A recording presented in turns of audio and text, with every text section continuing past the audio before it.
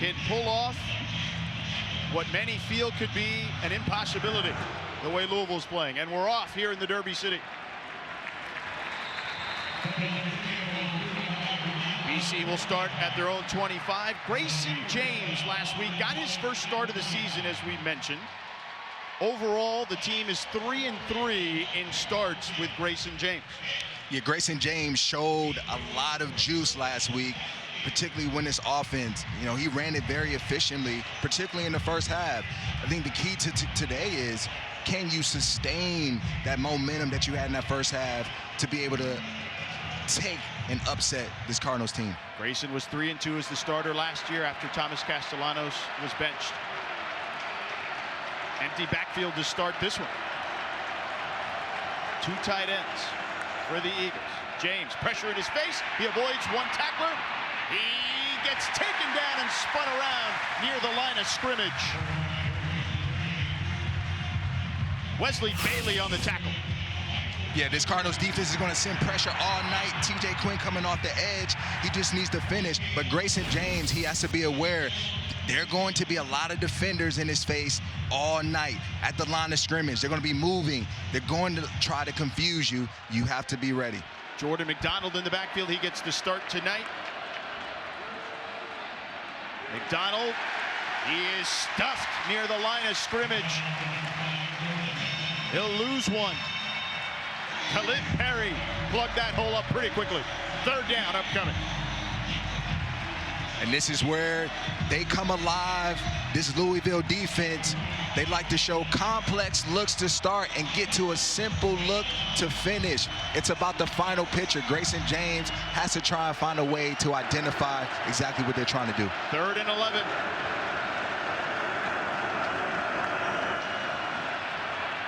Pressure coming. James avoids it, throws on the run, sidearm, complete at the 40-yard line for a first down. What a play there by Grayson James, holding the opportunity to keep the play alive with his feet, connects with Reed Harris for the first down. This is the benefit of putting in Grayson James because he can escape pressure. He keeps his eyes down the field and hits Reed Harris. Reed Harris, his roommate. James now showing off his wheels, slides at the 47-yard line. A gain of 6 on the play. This was a swifty move by Grayson James. Did he actually go down, or did he just hit a little hezzy and slide up?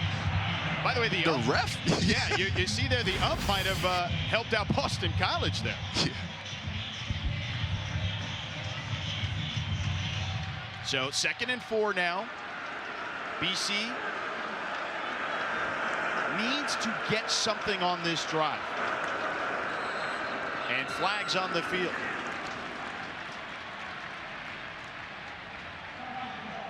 Start. Offense. Number 4. 5-yard penalty. 2nd down. You only have a certain amount of drives in a game. 10 to 12. You can't have those kind of self-inflicted wounds. Penalties cost Boston College last week. It hindered their drives, and because of it, they weren't able to keep drives alive. And so here they are, first drive, you find yourself going backwards already. Yeah, they were behind the sticks the last time. They were able to find their way out of it due to Grayson James buying time. Play action, sidearms one to Louis Bond, tunnel screen. He gets away from the first defender and taken down near midfield by TJ Quinn. He's down to the 49-yard line. Gain of 7, 3rd and 2 upcoming. And this is what you want to do when you're Boston College. Make it a 3rd and manageable game so that you can control the play sheet, the play call sheet. Run, pass option here on 3rd and 2. It keeps the defense on their toes. 4 wide receivers, trips to the top of your screen. Louis Bond, one of the all-time receivers in BC history with that last catch. James, a threat to run, and there he is. He picks up the first down by about a yard. Gets 3 on that play. Grayson James keeps the chains moving. It opens the playbook up so much for your offense when you can get it to 3rd and 5 and less. And when you have a quarterback like Grayson James, it forces the defense to play 11-on-11 football. James looks comfortable out there after the start last week. He does, and that's what you anticipate when you come in week 2. There are the rushing numbers for this team last week as opposed to the previous games. Another flag on the field. Prior to the snap, false start. Offense, number 79. 5-yard penalty, first down. 2 penalties on their first drive, Rod. Not how Bill O'Brien scripted this. You can't do it. The pre-snap penalties hurt you. They're crushing their drives continuously throughout the season. And the miscues there, the penalties have been an issue for them this season. Last year, they were one of the better teams in FBS. 1st and 15 now for James. Franklin in motion, the tight end. They give it to McDonald. Right up the gut, squirts through. And gets to the 45-yard line, let's call it. And that's where Jordan McDonald really made an impact and a difference last week in between those tackles. He's a physical runner, and he ran through a lot of tackles last week. They'll need to get him going for them to stay on schedule as this game progresses. He picked up 8 on that last carry. It'll be 2nd and 7.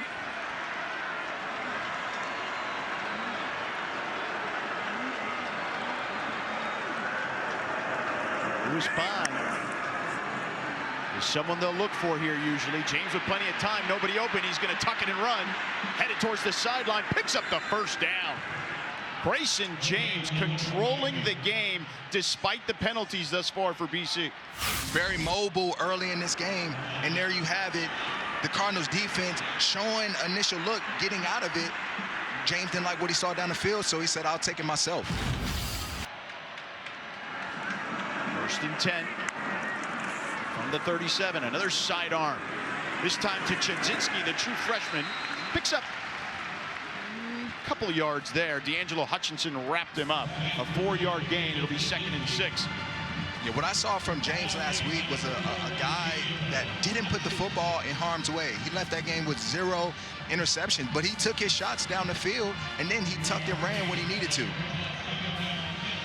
Louis Bond was in the backfield on those last 2 plays. Now he's at the top of your screen.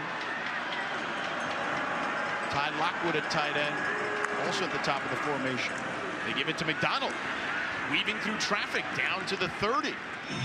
And McDonald, he's a big back, as we talked about a little earlier, Rod. 6'1", 211 pounds. He can take some punishment. Yeah, he embraces contact. But this Cardinals defense, they have to find a way that when Boston College hurts themselves and puts himself in 1st and 15, you have to keep them there. Right now, they let him off the hook, and now you're forced with another 3rd and short situation. BC last week 4 of 15 on third down. This drive 2 of 2. Let's see what they do here. McDonald again. McDonald gets through and picks up the first down to the 24-yard line. Again, look at this offensive line work. This power O play. Puller's coming around. Logan Taylor clearing the way for Jordan McDonald. Right now, they're leaning on this offensive line, and this defensive front has got to step up. And McDonald seems to get a little smaller when he gets through the hole and then puffs back up to take the contact. Yeah, really swift and nimble when it comes to his pad level. Low man wins. 12th play of the drive upcoming. You see Louis Bond, the wide receiver, the captain of this offense, to the right of Grayson James. Low snap, he gets it. Pressure coming. Lofts one. Just past his intended target. Kaelan Chudzinski, the true freshman. James almost connected there on what would have been an extraordinary play.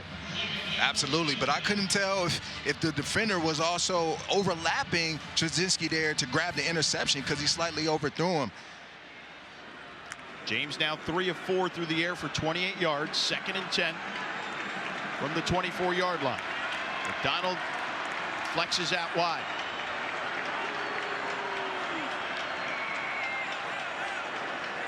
Now James has an indicator. Man or zone. A tunnel screen to Dawson Pugh, the true freshman, and wrapped up right away. D'Angelo Hutchinson read that thing the whole way. 1-yard loss. Big play by Hutchinson. He saw it all the way, and he didn't slow down. He attacked the receiver, and he made a big play. D'Angelo Hutchinson He's been here for a long time. This is his first year starting, and he's taken full advantage of that. He is indeed. Had a number of big hits last week in Miami and came up with a big tackle right there to set up a 3rd and long situation. 3rd and 11. Alex Broom checks in at tailback. Now you see James changing the play at the line of scrimmage.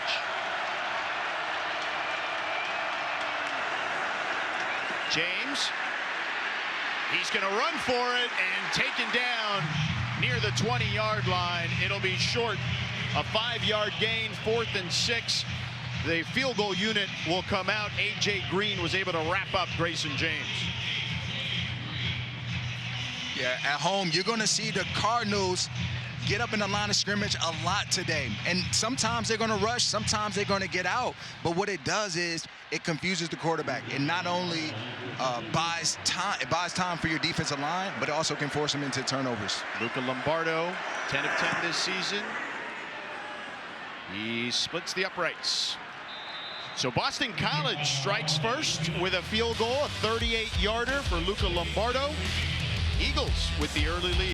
The amount of times this Cardinals offense can touch that field. And so because of it, you have to move the football. And they did that on that drive with a huge 3rd down pickup at the start of it. Andy Quinn kicks it off into the end zone. Miller Moss will take the field now for the Louisville Cardinals and lead them out. Moss, 3 games this season with 300+ yards passing, tied for 5th most in the nation. Those are the numbers last week in the victory against Miami. In the last 3 games, he's really lit it up. 66% completion rate. He's very surgical with the football, and he's going to find Chris Bell a lot today. Chris Bell, you mentioned earlier, an NFL-style receiver. Could be the best receiver in the nation. Hand it off. Isaac Brown tries to turn the corner. He does successfully, and down the sideline. And you see the home run speed now in open field. Can he get there? Taken down near the goal line by Isaiah Ferris, who saves a touchdown run, 73 yards right out of the chute for Isaac Brown. This man has game-breaking, game-changing ability. All it takes is one person to miss and get out of position, and he'll make you pay. And on the first play of this ball game, he takes it the distance. He doesn't need many carries. That's his 3rd rush of the season of 68 or more. Big game last week against Miami. Picking up right where he left off, George.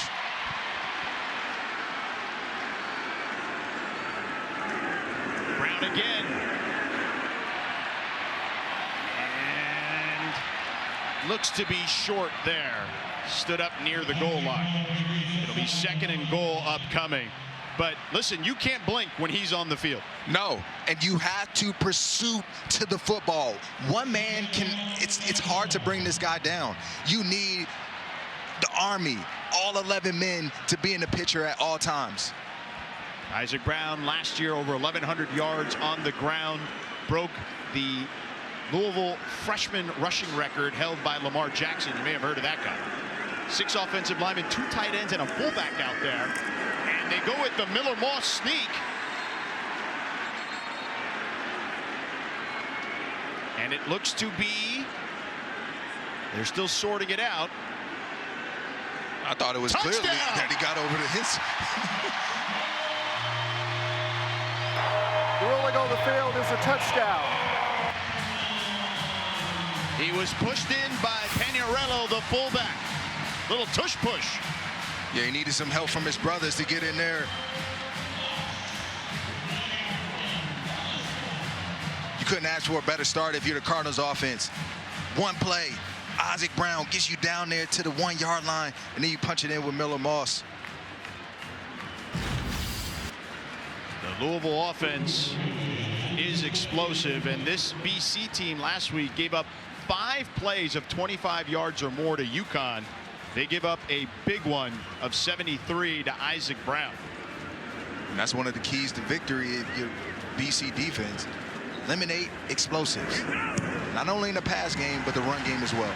3 plays, 75 yards, 147 off the clock.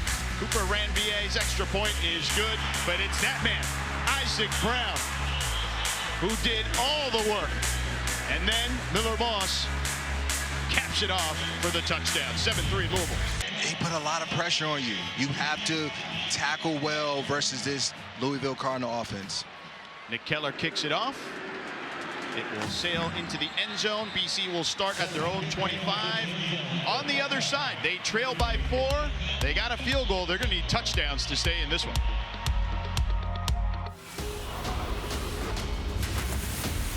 Force them into longer down and distances and then win the one-on-one matchup versus Reed Harris when he throws it up to him.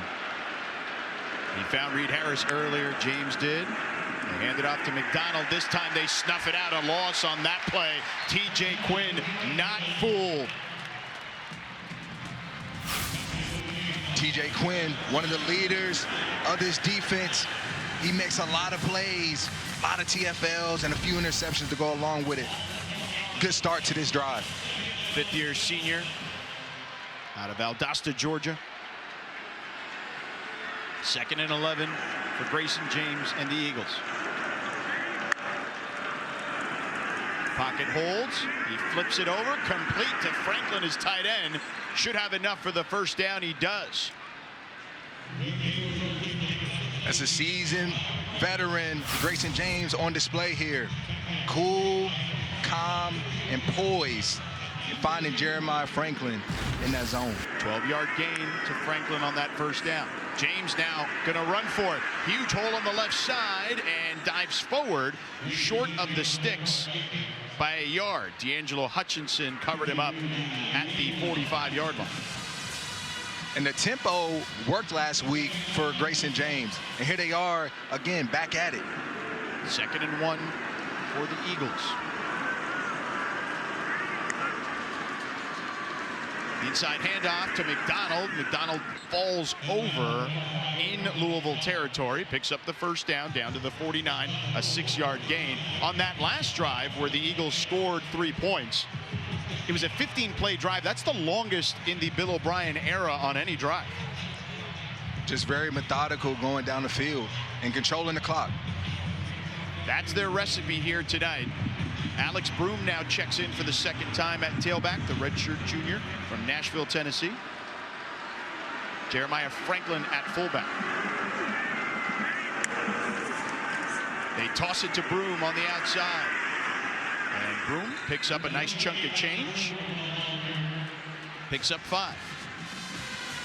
And defensive coordinator Rob English, he said this week that this defensive line, they have to play big, particularly versus the Boston College run game. And so far, they haven't answered. 2nd and 5, back to the air for James. Takes a shot, floats one, complete to his tight end, Kaelan Chudzinski, the true freshman. Picks up the first down. James just finds him wide open in the zone. Chudzinski does a good job. All of it is set up off of the run game. You establish a run game, the play fake works. Chudzinski, of course, the son of Rob Chudzinski, famed offensive coordinator in college at the University of Miami, won a national championship. In the pros, certainly at multiple stops in the NFL, was a pretty good tight end himself in college at the University of Miami as well. And he's now an offensive analyst here, a senior analyst for Bill O'Brien. Chudzinski, Kaelan, has only been playing football for 2 years. He was a hockey player before. He leads all freshman tight ends right now. 2nd and 8 for the Eagles. But he got some good tutelage, certainly from Dad, to become a football player, and it's working out for the Eagles' benefit. We'll see what James does here. Dumps it over the middle. Complete to Pugh. And Pugh will be about a yard or so shy of the marker. 3rd down and short upcoming for the Eagles after the 6-yard gain. 3rd and 1. Cardinals are finding themselves every drive in this 3rd and 5 or less situation. Now you're in another 3rd and 1. And so you have to do better on 1st and 2nd down in order for you to have a chance to win on 3rd downs. McDonald in the pistol formation behind James on 3rd and 1. 2 tight ends out there. McDonald up the gut, picks up the first down. Still fighting for yardage. Down to the 7. 4-yard gain. This is all done by the offensive line. These guys are working well up in the front in the trenches. That's where the game is won. It's in the trenches. McDonald, 7 carries for 25 yards, had 100 yards last week against UConn, only his second 100-yard game of his career. That is the end of the first quarter. That'll be the end of the first quarter. Louisville leading by 4, but BC knocking at the door. Yards or whatever it was, I mean, we got to do a better job there setting the edge, and we got to get a touchdown right here. Thank you, Coach. And James, right on cue, scores that touchdown to Louis Bond, Coach. He wanted to score. He got it. And they answer right now. And this is all done by the play fake. Louis Bond shows as if he was going to block the end receiver, and then he comes back and then finds him in the back of the end zone. Well executed play by this Eagles offense. Louis Bond, his first touchdown of the season. It's kind of wild. Extra point is up and good. 10 plays, 75 yards, and Boston College, the recipe we've talked about. Control the clock. The time of possession right now for these teams is certainly lopsided in BC's favor. Over 14 minutes for Boston College thus far. And this is all done by the run game. When you start losing in the trenches, and they're getting positive yardage, now that play fake matters. And that's what happened. Louis Bond acted as if he was going to crack the defender, showed his hands, and came back out into the 7 route. And James found him. What's a 7 route? It's a 7 route. We're going to the corner of the end zone. And then cutting across like the top of a 7. It's a flag. Like you going towards the pylon is the 7 route. Copy. Yes, sir. Only the 6th touchdown pass, by the way, allowed by the Louisville defense this season. And this one goes in the end zone, so Louisville will begin at their own 25. Let's go downstairs to Victoria. Guys, I was standing right by the end zone next to Coach O'Brien when that touchdown went down, and he was he's a pretty chill guy. He was not chill in that moment. He made sure to high five every single guy coming off and telling them, way to do your job, way to do your job, don't quit, keep it going. All right, Victoria, thank you.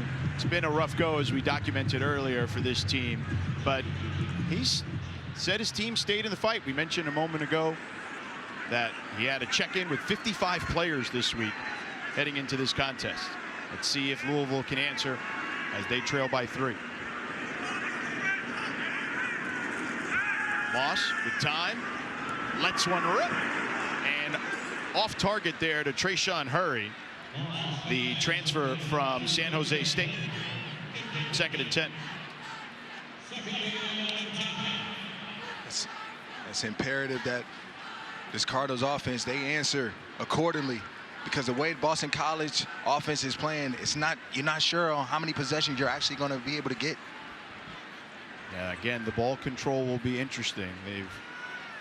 Louisville's only possessed the ball for a minute and change thus far after that big Isaac Brown run. Moss on the run, finds his target on the crosser.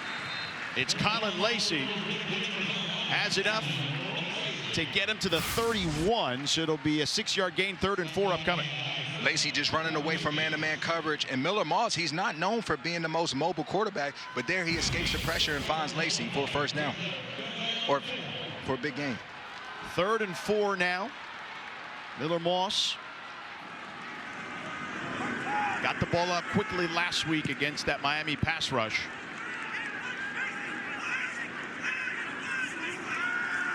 Here comes the blitz. They pick it up. They throw it incomplete. Intended for Chris Bell.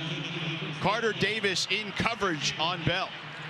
Good coverage by Carter Davis. They were playing man-to-man, and this was a play that they ran a lot last week. Just a simple underneath route by Chris Bell.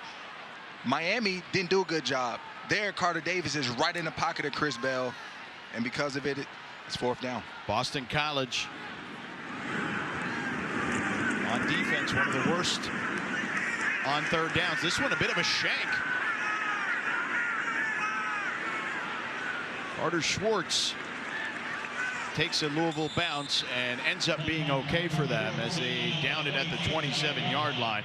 Schwartz got a little lucky on that one. Very lucky. Rod, Boston College, again, has a real opportunity to seize here on this drive. They do. They can take command of this football game and put yourself in the driver's seat. That's what you came here to do, and that's what you need to do. Keep running the football, and Grayson James, keep finding the open receivers. James in shotgun. They bring the blitz, but James keeps it, runs up the middle, picks up 2 yards. And Grayson James, it's interesting because this is a young man who's been in this organization, this program for 2 years now. And they've talked about when they got him from FIU, he was not necessarily sought out when he arrived, but he's become a much better player and passer under Bill O'Brien. He's grown up a lot. And last week, he was ready for the moment. Even though the result was a loss, he showed a lot in that game, and he's showing a ton to start this one. 33 yards on the ground for him. Now out to the air. Incomplete. Dangerous pass there. TJ Capers got his paw on that one. It'll be 3rd and 8 now, as that one was intended for Dawson Pugh. A really good drop by TJ Capers. Just getting in his zone, reading the eyes of Grayson James, and almost coming away with a big interception. But right now, it's 3rd and 8. You have to get off the field right now in this Cardinals defense. Put your team in good field position. BC 4 of 5 on 3rd downs. There were a lot of black shirts in the area when he threw it to Pugh. Alex Broom on the right hip of Grayson James on this 3rd and 8. They're showing blitz. James, flag flies, pressure coming. He throws it up for grabs. It's caught, but wrapped up immediately. Dawson Pugh able to get that as James got hit as he threw, but flags are all over the field. There's 2 of them, actually. One at the top of your screen at the 42-yard line, and then one at the bottom at the 28. The pressure on that play by Denzel Lowry and Clev Lubin. There are 2 fouls. Illegal motion, number 11 on the offense. Holding by the defense, number 25. Those fouls will offset. Replay 3rd down. Lewis Bond did not set, and then Tayon Holloway. So we'll do it again. Get a second crack at it. What did you make of the play call they had previously? I like the play call because it got Lewis Bond, your playmaker, in movement pre-snap to be able to force communication from the Cardinals defense. Alex Broom checks back in the backfield. Louisville showing blitz. They bring the heat. James fires. It's caught. Kaelan Chudzinski goes upstairs to get it and picks up a huge 1st down. 30-yard gain. Grayson James standing strong in the pocket and finding Chudzinski. This dude is nice. This is a young man that just entered college football and making big-time plays for this offense. And as we mentioned, he was a hockey player up until 2 years ago. But that's what happens when dad has been a successful tight end and offensive coordinator.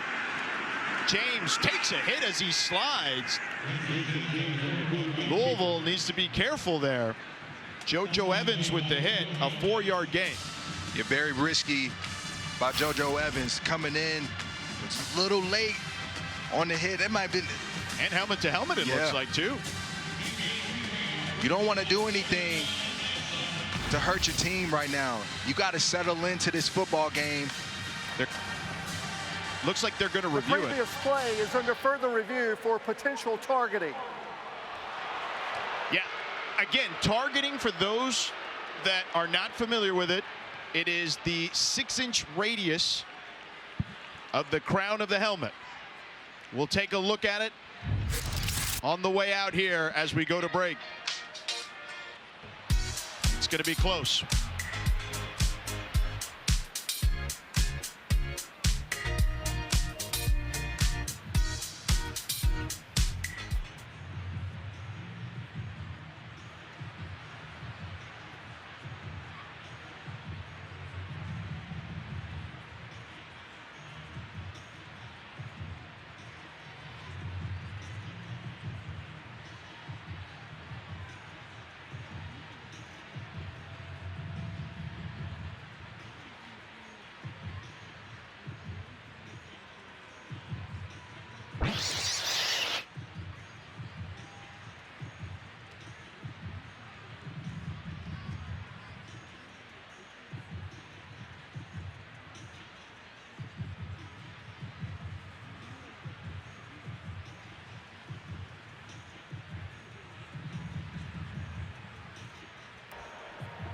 After further review, the ruling on the field is upheld. There is no targeting foul.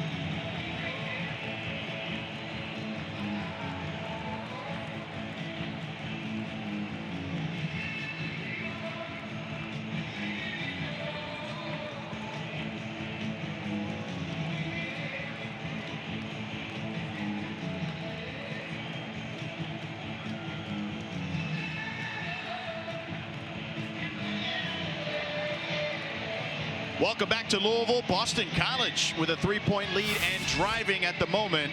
On that last play, they reviewed this play for targeting on JoJo Evans. The call on the field was no targeting, and it was upheld. It was shoulder to shoulder first. 2nd and 7 now for James and company. 3 wide receivers to the bottom of your screen. And James running it. And wrapped up and flung to the ground near midfield by Renee Conga. That's a play that this defense desperately needed.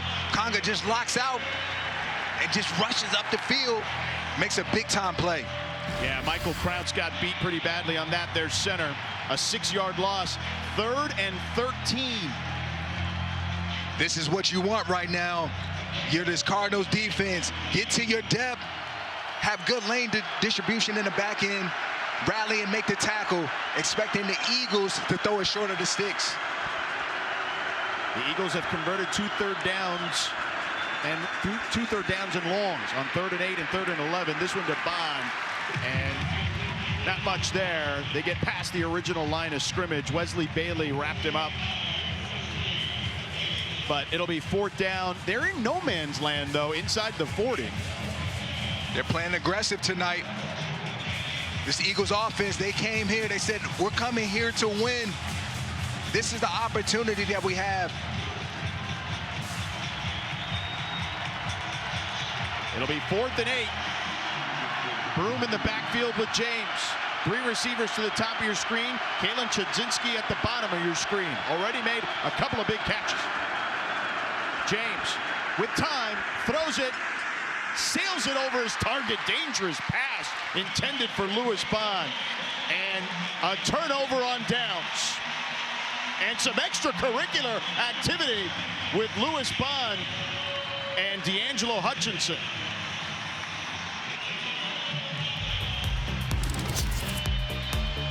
As you see here, Louis didn't like the little helmet-to-helmet contact there.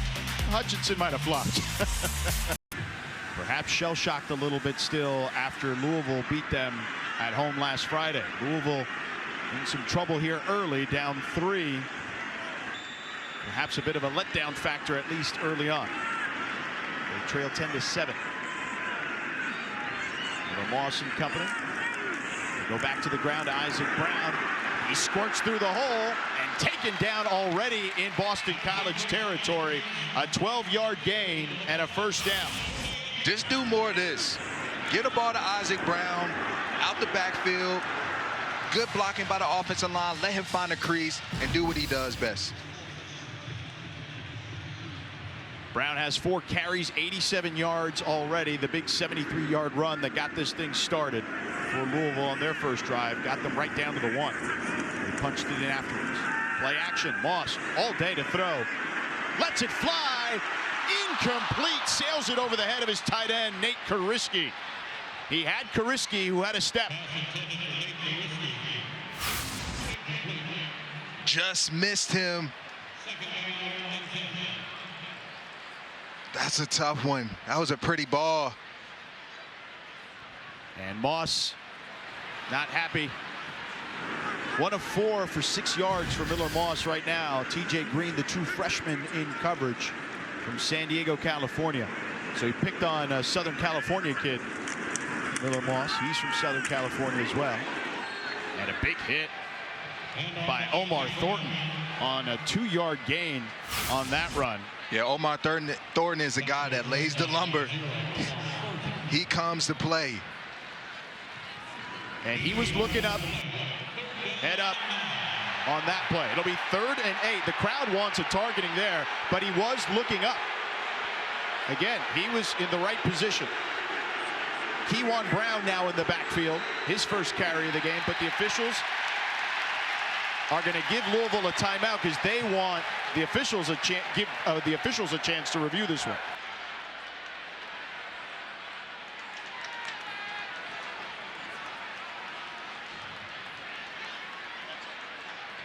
Let's take one more look at that play by Thornton.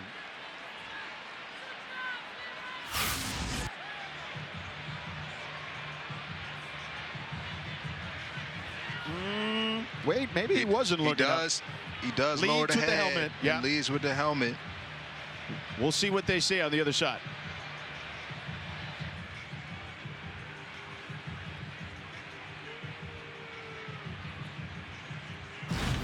Third down. 3rd and 9. Moss drops back, pressure comes. He tosses it at the feet of his receiver, incomplete, intended for his tight end, Jaleel Skinner. And BC forces another punt. The pressure there by KP Price, who came off the edge. Eagles on the aggressive side tonight and sending a lot of pressure towards Miller Moss. And back in the back end, they did a good job at covering up Chris Bell. We haven't heard his name one time tonight. He did throw it one time his way. Punt by Schwartz. And this one goes out of bounds inside the 15. Coming up next, the ACC Huddle Final Score crew will have a complete wrap-up of our game and the whole day. Highlights, analysis, interviews with players and coaches. They'll have you covered right here on ACC Network and the all-new ESPN app.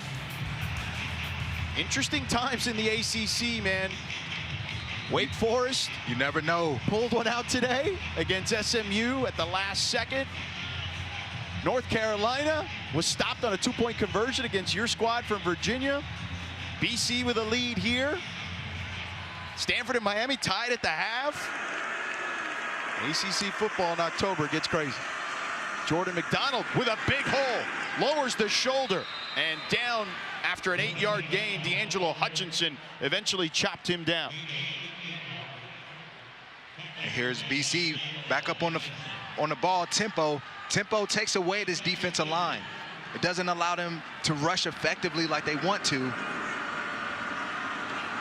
And the only way to stop it is create negative plays. 2nd and 2 for James in the empty backfield. Louisville showing blitz. Here they come. They pick it up. Pump fake. Tosses to Bond. Bond picks up the first down, breaks some tackles, and gets across to the 30-yard line. A first down for BC. A 7-yard gain for Louis Bond. They're targeting Louis Bond a lot tonight. They want to give him the ball about 20 times, and they're finding ways to do it and just not going down. Run up the middle. Jordan McDonald. TJ Quinn brought him down after a 4-yard gain. And Louis Bond, to your point, they did say they wanted to get him the ball about 20 times. They had him in the backfield on a couple of plays in an earlier possession. He's a stud. He's going down in history. And so you got to find ways to get him the football because he's a dynamic playmaker. 2nd and 6. Franklin, the tight end, in motion. Low snap, fake the toss. Now they throw it to McDonald. McDonald gets hit. And he goes out of bounds. TJ capers. And right now, the tempo is affecting the Cardinals defense. They're not even set. There's nobody out in the flats. And the officials finally signal first down on that one. It was close, right at the 40-yard line. Our ACC officials tonight.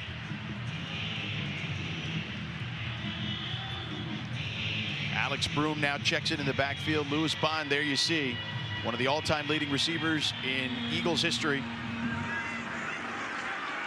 trailing Zay Flowers and chasing his record mark in receptions.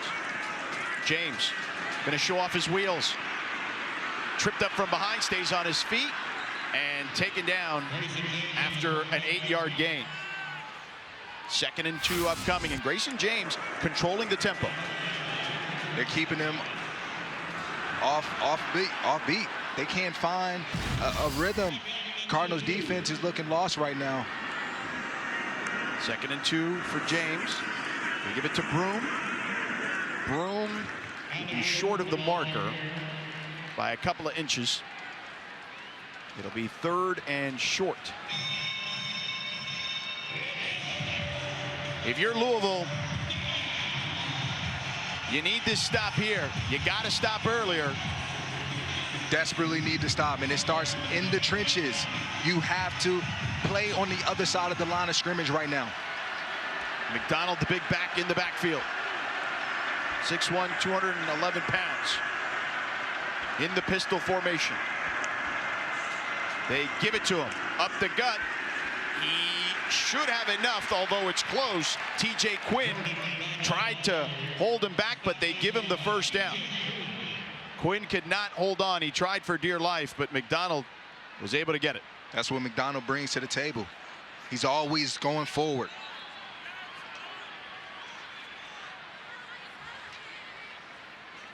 And we have someone down. Injury timeout to the offense.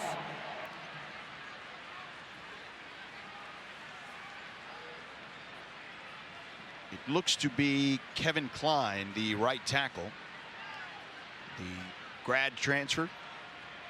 Or excuse me, graduate, not a grad transfer. From Boca Raton, Florida. And being helped off. Might have gotten leg whipped on this play. Let's take a look. Yeah, some friendly fire perhaps. Yeah, it's hard up there in the interior. Bodies falling, going everywhere. Hopefully he's all right. And the redshirt sophomore from Fort Lauderdale, Florida, Ryan Mickow from St. Thomas Aquinas, will be in for Klein. There he is, big number 58. So the South Florida kid being replaced by another South Florida kid. Hopefully Klein will be okay. They're checking him out. I'm sure Victoria will keep us posted on that. Boston College, by the way, 3rd down conversions. The last 2 games combined. They had 7 in the 2 previous games. Tonight, already 6, Rod. This is what you want to see. You come in on the road after a tough loss last week, and the way that you stay in this game is getting first downs. And their time of possession certainly slanted in their direction. Those 3rd down conversions helping.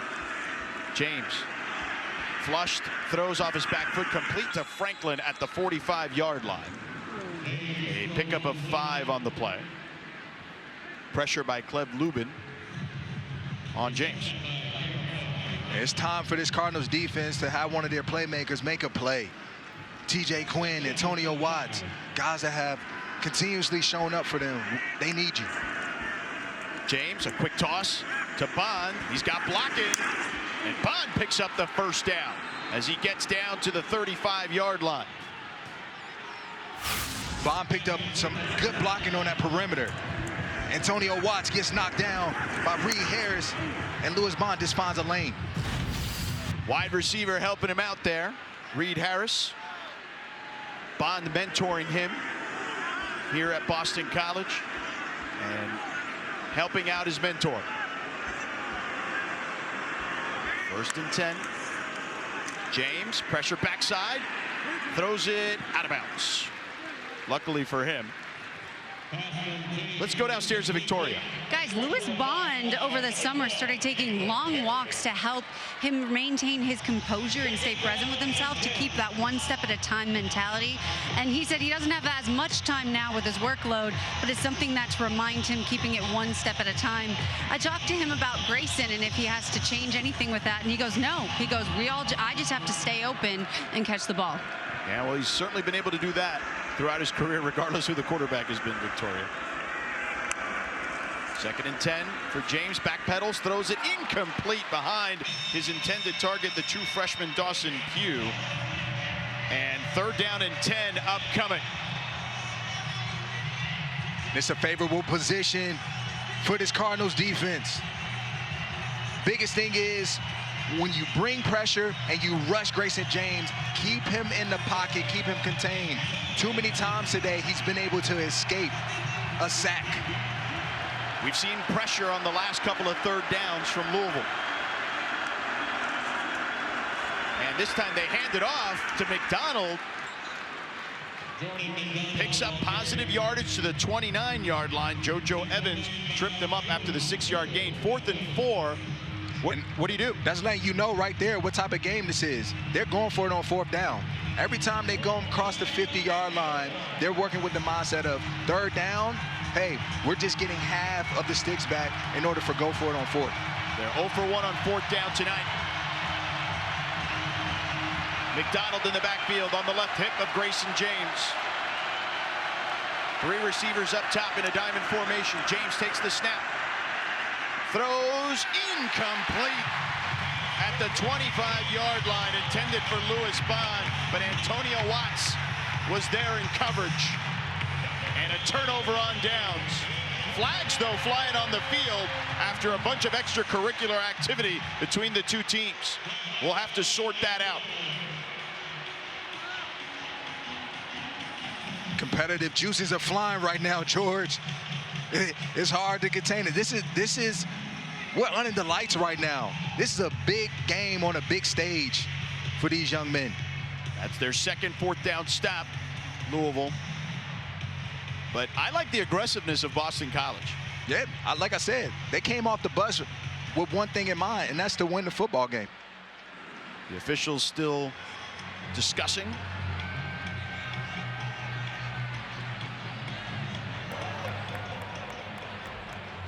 After the play was over, unsportsmanlike conduct, number 71 on Boston College. It's going to be 1st down and 10 after the 15-yard penalty is administered. And 71 is charged with his first unsportsmanlike conduct foul of the game. That's Jude Bowery, the redshirt junior.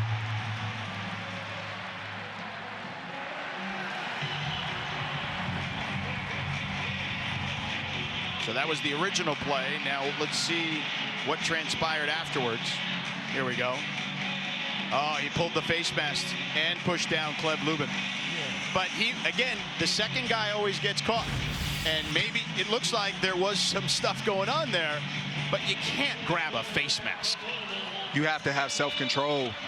In games like this, emotions are running high, but self-control will win every time. And Louisville, despite the time of possession being slanted heavily in BC's favor, in good position here. Moss on the slant, complete to Chris Bell. Wait, but the ball, is it loose? Because Boston College is saying they have it. And they do! KP Price came up with it.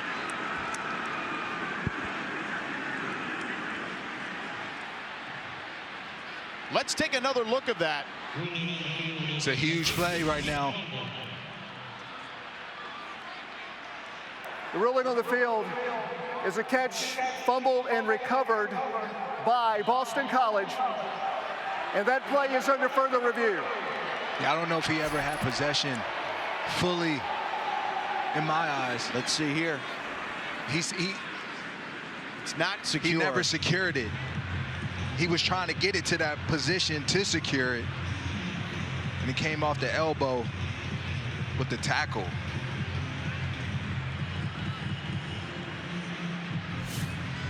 Yeah, I'm with you. I think that's an incompletion. Boston College, by the way, coming into this one, a -5 turnover differential. tied for second worst in the ACC. Yeah, incomplete. And they were hoping for some turnover luck there.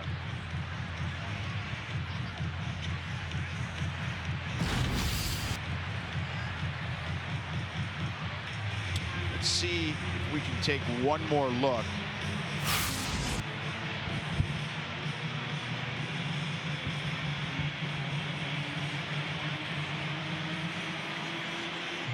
What do you think? Still think incomplete? I still stand where I stood earlier. Incomplete.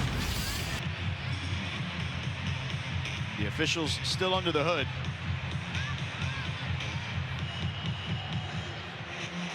Riley Johnson, our lead official. It's a big call, clearly.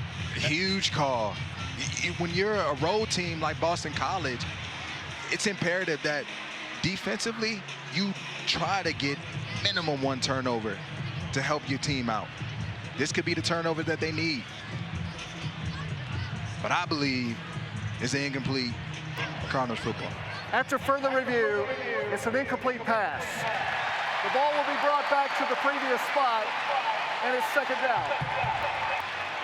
And that's the right call.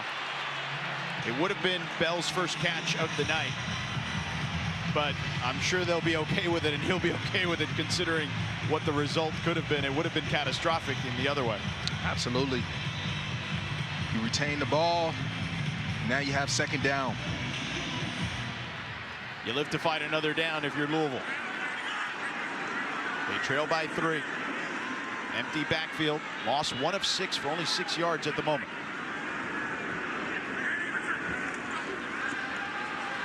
Pocket collapsing. He throws it complete to Antonio Meeks. And Meeks gets into BC territory at the 49. Omar Thornton and Carter Davis brought him down after the gain of 7.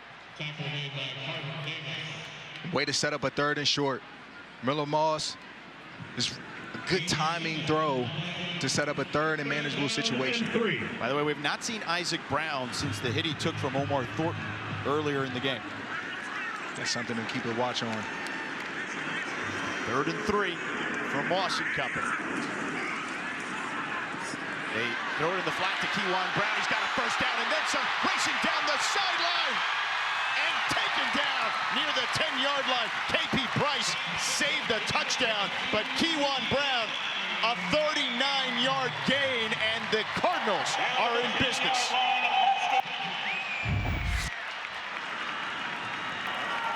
The 2-minute timeout. We've reached the 2-minute timeout. Louisville trailing by 3, but knocking at the door.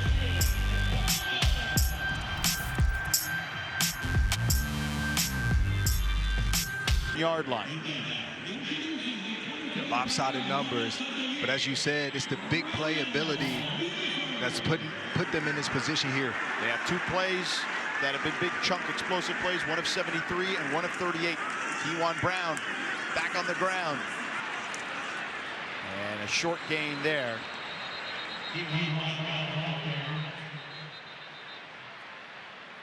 I was mentioning earlier the explosive plays for Louisville, 73 and 38 yards, including the last one by Keyjuan Brown. That's 2 plays for 111 yards. The other 12 have netted them only 32 yards. We have a timeout on the field. Louisville has 2 timeouts here. Boston College takes their first.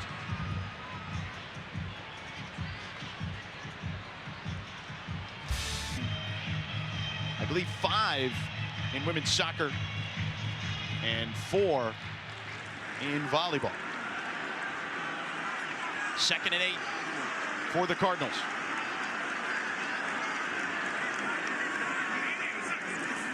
Moss surrounded, now he's got a huge hole to run it in and gets in the end zone for a touchdown. A 9-yard score for Miller Moss. His 2nd rushing touchdown of the day.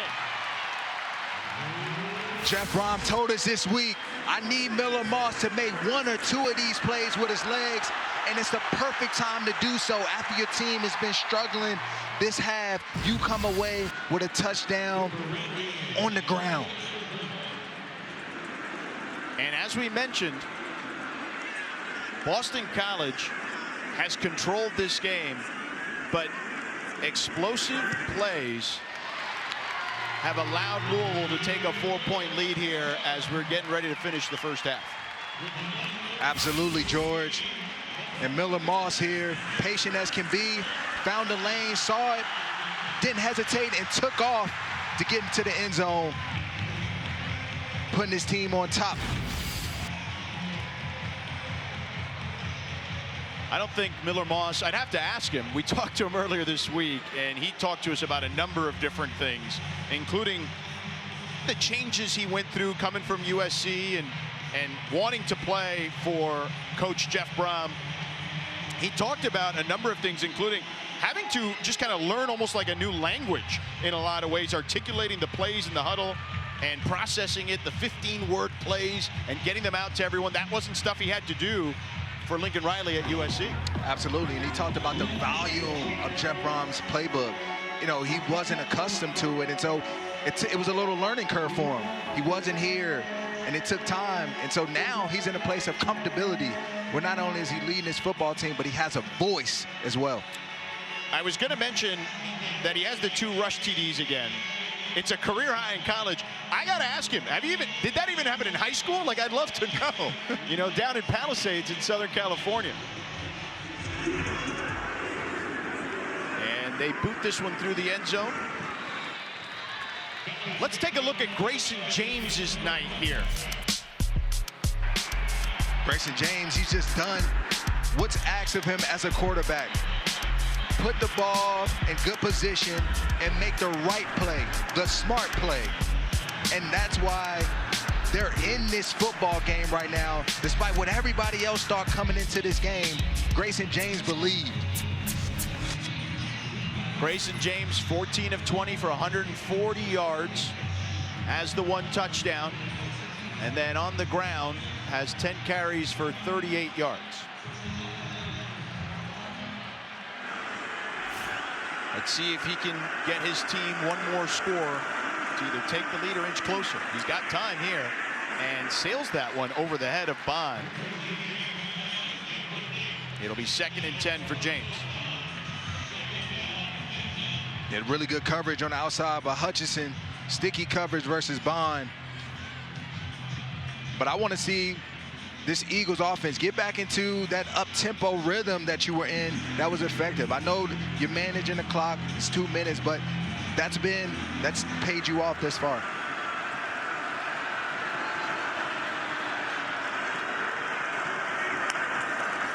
James. Pressure in his face, throws it up, incomplete. Intended for Reed Harris. That one hung up there a little long, and D'Angelo Hutchinson was able to make the hit on Harris. Nice pass breakup by Hutchinson, displaying the half-field position. And like you said, George, the ball hung up there, but a good punch through the basket of Reed Harris. 3rd and 10. And this Louisville defense, who's had 2 big 4th down stops already for BC, against BC rather, has a big 3rd down here to try to get their offense 1 more shot.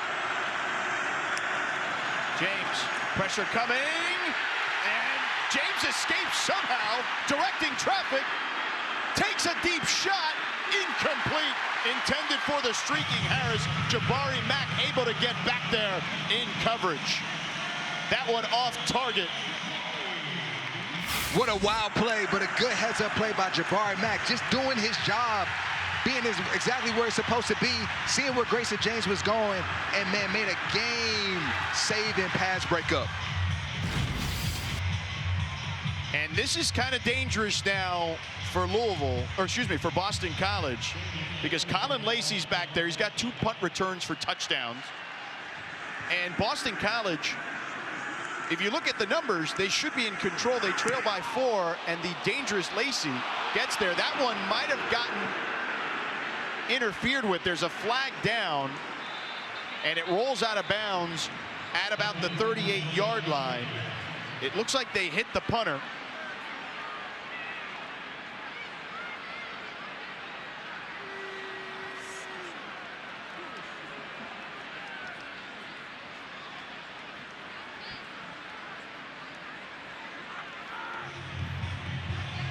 We'll see the official word here in a moment, but Bill O'Brien's getting his offense back on the field.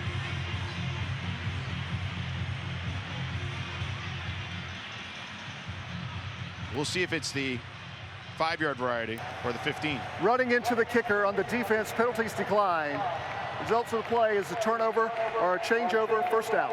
Yep, it was only running into the kicker. So as I mentioned right before Riley Johnson had opened his mic, is it the 5-yard or 15-yard variety? And it was the 5-yarder. Yeah, that's the right call. Yeah, oh, no doubt, absolutely. But again, I know O'Brien was trying to convince him the other way.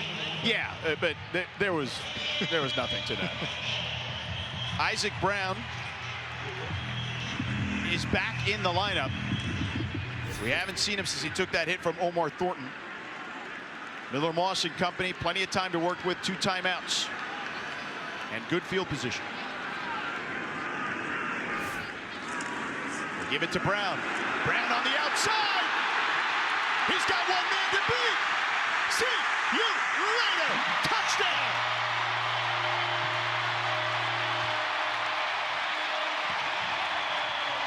$62 yards.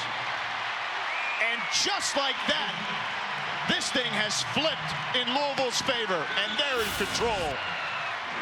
This man can score in a hurry, but it's the blocking that sealed that edge for him.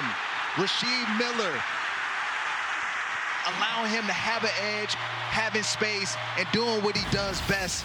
And that's just flat out speed on display. The safety tried to get the angle, but had no chance. Extra point is up and good.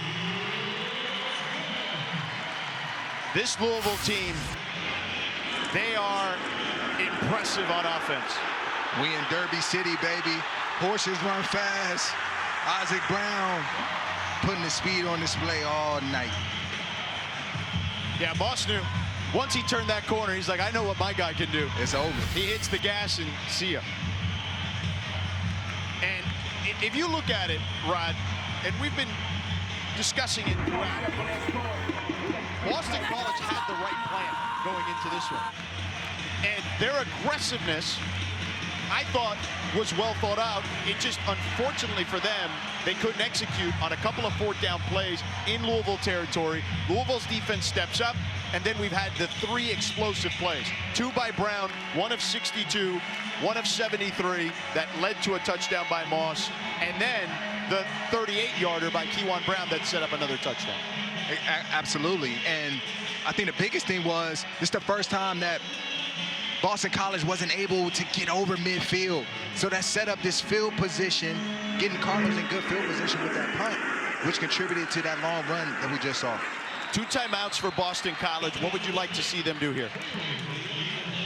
Get back to up-tempo style offense. That is what gave you so much production earlier in this game. So that's what I want to see from them. But also, you know, you got to be mindful. It's a minute on the clock, and you want to manage the clock well because you don't want them to get the ball back again and do what they just did. Right, because they still have 2 timeouts. Correct. They didn't need much time on that last drive. McDonald in the backfield. Louisville creeping up at the line of scrimmage. James to the air. They check it down to McDonald and pushed out of bounds at the 27-yard line by Caleb Perry. You want that clock to tick, you know, so quick throws, but inbounds to allow that clock to tick until you pick up the first down. Then you get into the more of that two-minute mode. 2nd and 8. Clock stop as he went out of bounds. Jordan McDonald did. James. Pocket is clean.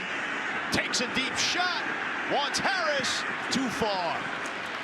Jabari Mack in coverage again. He's been locked up with Harris thus far. Jabari Mack is doing his job, and I said it at the top of the broadcast. You have to win the one-on-one matchup versus Reed Harris when Grayson James takes those shots. And Jabari Mack has answered twice now. Grayson James is 1 for his last 8 Now 15 of 25 overall for 142 yards. Low snap, James, pressure in his face, throws it over his intended target, Louis Bond. Pressure in his face by Cleb Lubin again. He has been in the backfield a lot in this second quarter. And BC forced to punt deep in their own territory. And this is what you didn't want to happen, George. You give the ball back to the Cardinals in good field position with a dangerous returner, but an even more dangerous offense. Yeah, Colin Lacey, as we mentioned, 2 touchdown returns on punts this year. We were here for the first one, in the opener. And high punt, fair catch, inside the 35. Isaac Brown has had a day already, man. A 73-yard run and a 62-yard run, and really giving Louisville all sorts of momentum in this one. Isaac Brown, he's a difference maker. He has the home run ability every time he gets the football. And tonight, he's putting on a clinic. You see the explosive nature and the reason why he had over 1,100 yards last year, 1,174 to be exact. Brown 5 carries, 151 yards, and the touchdown. He's the type of runner you have to meet in the backfield. And Colin Lacey, the Wildcat, snap here. And he picks up 9. Timeout, Louisville.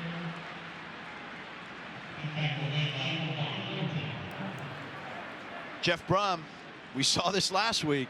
He's going to put out some funky formations out there. 30-second charge timeout. Thank you, Mr. Please Johnson. reset the game clock to 30 seconds. Last week. That is Louisville's second charge timeout of the half. All right, Riley, we got it. Last week, he put out 3 quarterbacks out there at receiver when Colin Lacey was back there. Jeff Brom is a magician, man. He is going to play chess with you in a lot of different ways. Yeah, the creative style was able to create that lead for him last week. And it puts a lot of pressure on the defense. You know, presenting those multiple looks. It forces mass communication.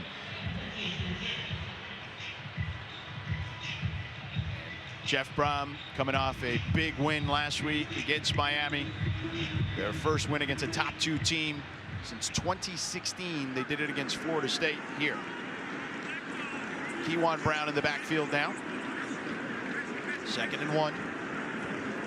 30 seconds to go in the half. And Keyjuan takes it this time.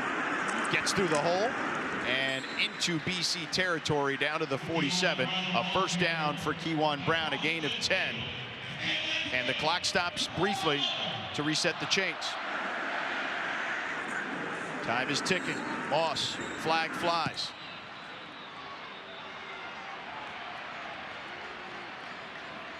And looks like some more action between the teams. And not of the variety that the coaches will be happy with.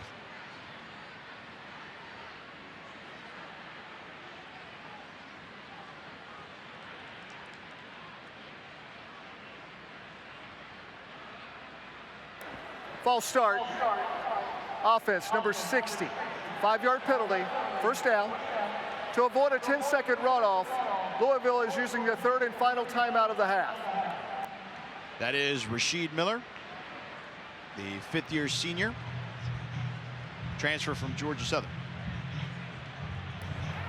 Jeff Brom, as we mentioned, Game clock operator, let's put 20 seconds. Look at this against top 5 teams. When he was at Purdue, he was knocking them off fairly regularly. You see one against Ohio State in 2018, 2021 against Iowa. Did it to Michigan State. Also in 2021, and then against Miami on the road. Got those boots, those bronze Howard Schnellenberger boots. That game, the Howard Schnellenberger Trophy. Coach Brom played for Howard Schnellenberger here on that 1990 Fiesta Bowl team. Howard Schnellenberger obviously began the dynasty for the University of Miami in the early 80s. But Brom, an incredibly successful coach in his career. Yeah, he has a very decorated career. and notorious for those big wins, just like the one we saw last week. Yeah, be careful. He'll pop you. First and 15, 20 seconds to go. No timeouts for Louisville.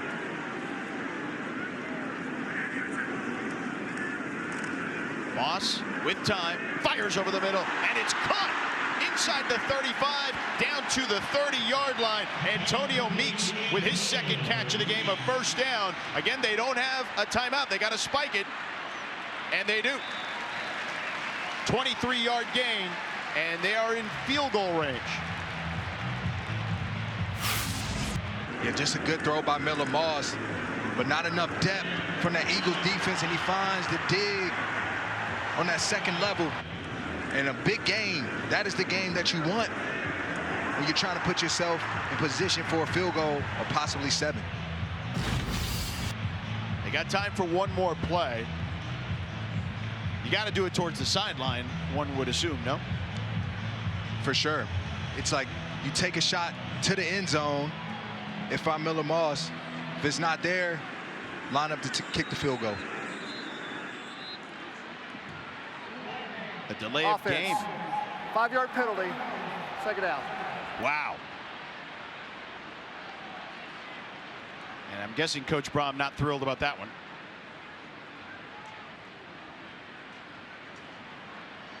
As he's barking orders towards Miller Moss. Yes. Same mindset, though. Shot to the end zone or nothing. So you're saying no sideline attempt? Okay. Of course, sideline to get out of bounds, but if I'm here, I'm aggressive. Yeah, okay. I'm looking at Bell. They give me one-on-one, taking it. He's there with Carter Davis lined up on him. Moss looked that way, now throws it out of bounds as he's flushed out of the pocket. So now this field goal attempt becomes a little trickier. And Brown not thrilled with his quarterback on that one.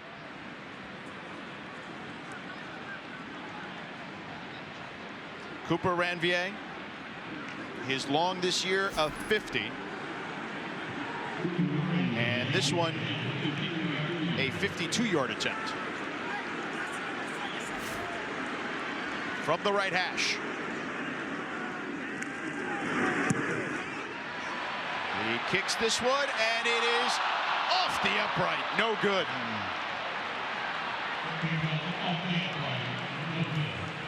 And that'll do it for the half. Louisville was trailing for most of this half, but they came back and stormed into the lead. 21-10. Louisville leads day thus far.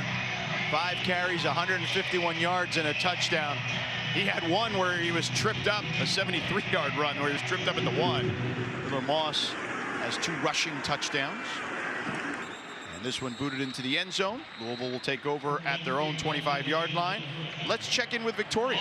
George, I spoke with Coach Brown at the half and asked kind of what was that shift in momentum. And he says, look, I was telling the guys we got to play harder, we got to play tougher. We need to take it one play at a time, and we need to be better at handling the pressure on offense.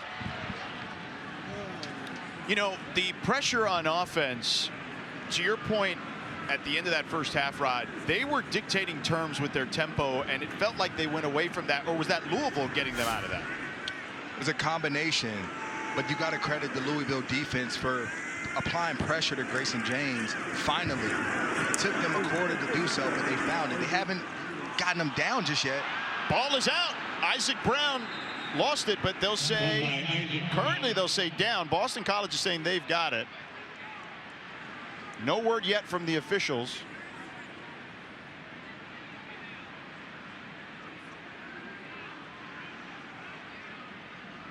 There's still some chatter. They'll say second down. Are they going to look at this? Okay. The ruling on the field was a fumble and recovered by Boston College. First down. Okay, so BC ball. They had flipped one of the markers to second down. Yeah, but you see there the ball is out. Omarion Davis. Ball is out. Punched it out. And this has been Isaac Brown, Achilles heel. Last week, fumble. University of Virginia game, fumble. That's not the way you want to start the second half. Isaac Brown has had such a fantastic day, much like last week. A fantastic day and then a pivotal fumble against Miami. But Boston College. The ruling on the field of a fumble recovered by Boston College is under further review. It's under review, as you heard Riley Johnson, our lead official. But there is the turnover margin this year and last year for Boston College a moment ago. We'll take one more look here.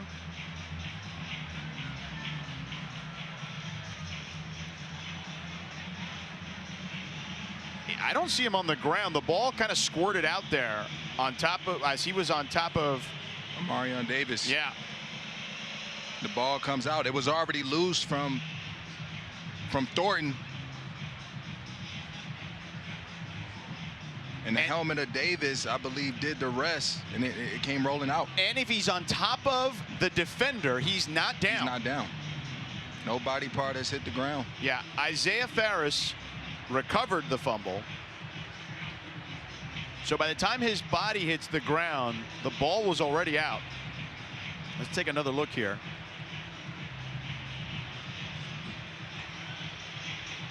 Yeah, ball is juggled there a little bit. He regains control, it looked like, but then I'm like, are they looking at the, I don't think the elbow even. Yeah, I would agree. After further review, the ruling on the field is upheld.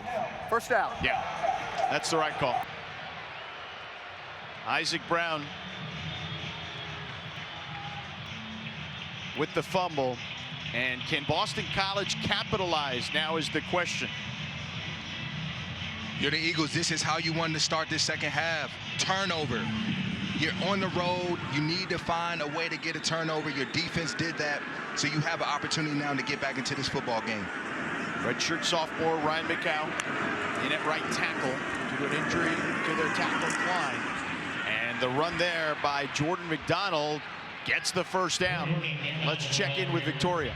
I have an update for number 79 right tackle Kevin Klein. He went into the tent at the second. They brought out the portable x-ray for his left ankle.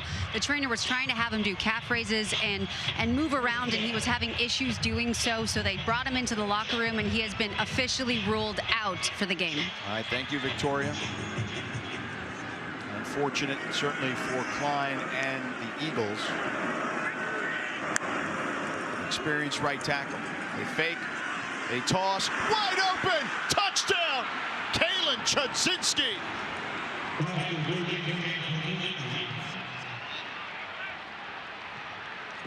$80 total yards for Chudzinski today already. 4 receptions. And that's a tight end leak play. You see him, he gets lost in the traffic. Chudzinski wide open.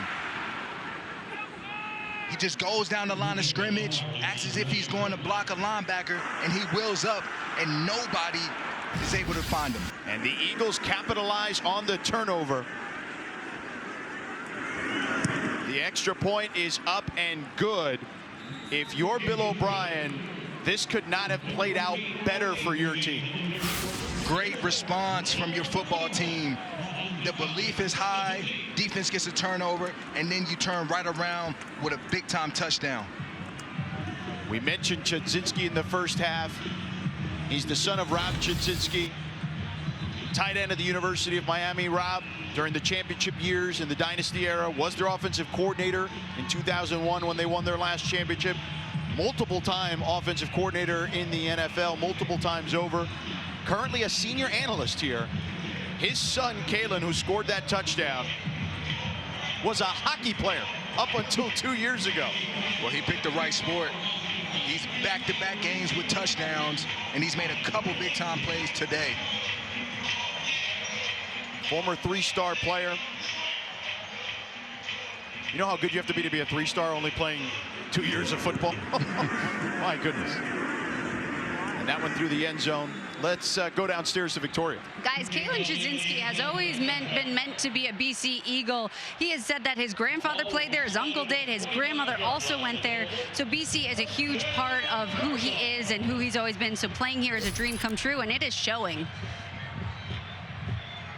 No doubt, he got a long lineage. It also helps, look, if you're going to switch sports, that your dad was so successful. We already gave the list of his resume. If you're going to make that switch, that's a good person to learn from. For sure. Keyjuan Brown now in the backfield after the Isaac Brown fumble. Moss under center, play action with time to the sideline, and it's caught by Chris Bell, who fell initially, got back up and able to snag it for the first down. Chris Bell, he doesn't need much separation at the top of the routes. If you look at him throughout the course of the year, he wins all the time just in close combat. He's strong at the top, nice hands. Even with the fall, the level of concentration there just to get up and catch the football is unbelievable.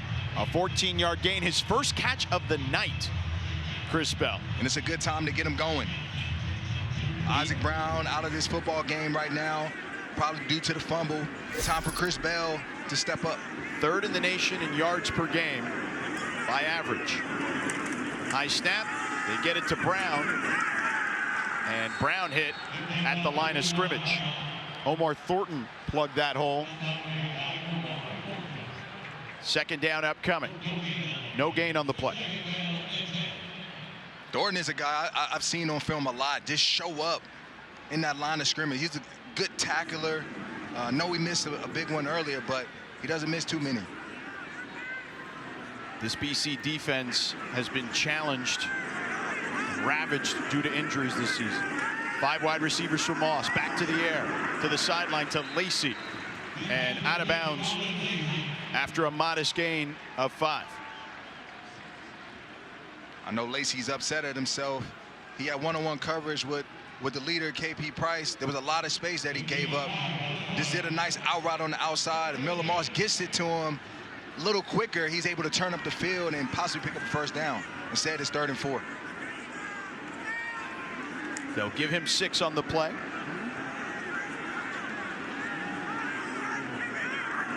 Third and 4 for Moss. And a timeout. Jeff Brom wants to talk things over. First, we'll step aside. Louisville up 4, but Jeff Brom wants to have a chat.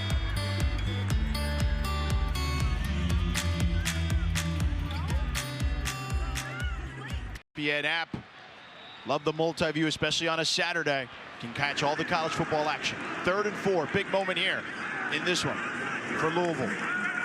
Moss drops back, and that one batted down. Incomplete. Chris Marable. And they force Louisville to punt. Marable able to get that hand up. Marable just overpowers the guard there, just walking him back and gets his big hand in the way to prevent that first down. Miller Moss had a couple open wide receivers underneath, but good job by Marable. And Louisville now 1 of 4 on 3rd downs. And this thing is getting interesting as Boston College is hanging around. Charlie Camella back to receive the punt.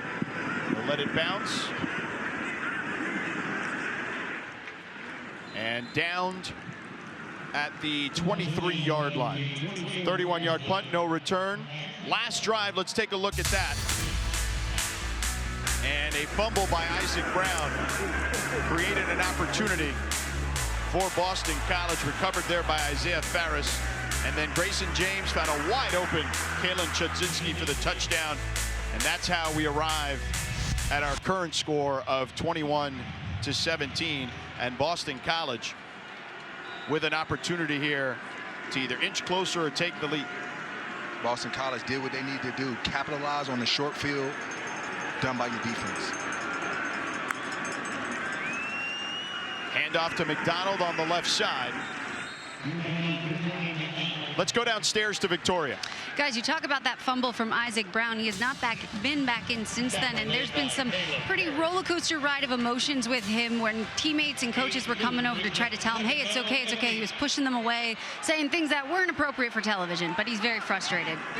Thank you for that update, Victoria. Something certainly we'll keep an eye on. And, you know, that happens, Rod. Back-to-back weeks, you have these fumbles in critical junctures of the game. He's still a young player. He's only in his 2nd season. The past 3 games, George. Well, that's true. Fair enough. Great UVA, point. Miami, and tonight. Yeah, that's right. And they're at pivotal points of a football game. one to try to close it out last week, and it gave Miami life. And it's a big third down here, 3rd and 3. Grayson James has been mobile today, keeping plays alive, getting first downs with his legs. He pump fakes, keeps the play alive here, throws it, and it's complete to Chudzinski again. Has enough for the first down, a flag on the play.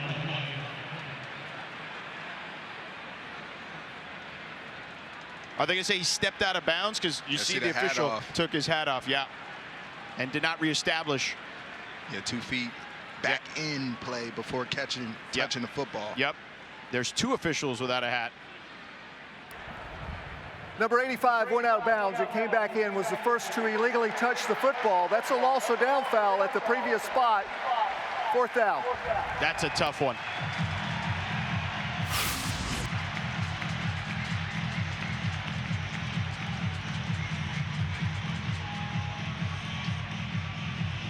Must have been. There it is. Yeah, that foot, yep. That right foot just hit out of bounds, didn't reestablish himself. Cardinals get a break.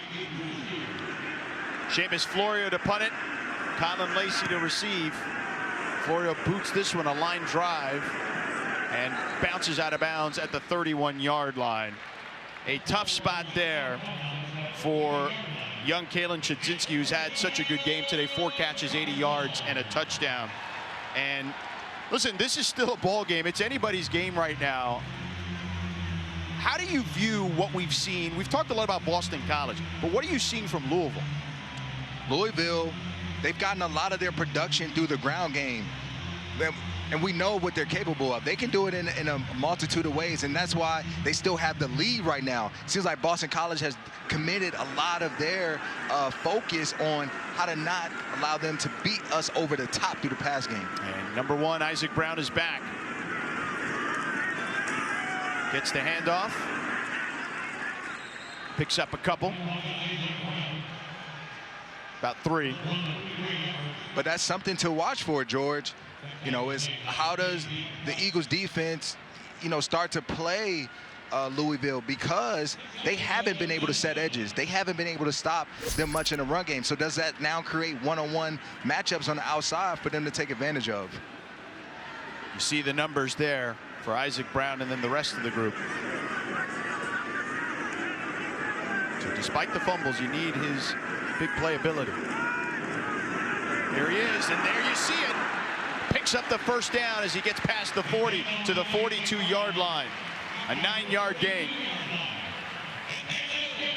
This stretch offense is dangerous. When you don't get penetration, you don't set edges, you allow the runner to pick the lane of choice. And Isaac Brown had multiple there, and he found one and hit it. Jeff Brom had told us about Isaac Brown. They continue to monitor his workload, and certainly they want him to be as consistent as he can be. Got to fight through these fumbling issues, but you see the talent is undeniable. Moss to the outside, and that one pops out. Kariski, it'll be incomplete. Thornton popped Kariski on that play.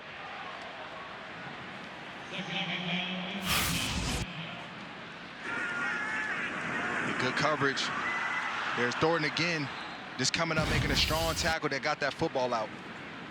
He's been arguably their MVP on defense to this point. Thornton is a good player. He's versatile, both him and KB Price, but you'll see him at the nickel position, center field. He does a lot for this defense. Sophomore from South Florida, American Heritage High School. A run up the middle there by Isaac Brown. Picks up a couple. It'll be 3rd and about 6. And it's a winnable down for the Cardinals. Last time the ball got batted. This time Miller Moss, look for Chris Bell, Colin Lacey. Those are your guys. Louisville 1 of 4 on 3rd downs tonight.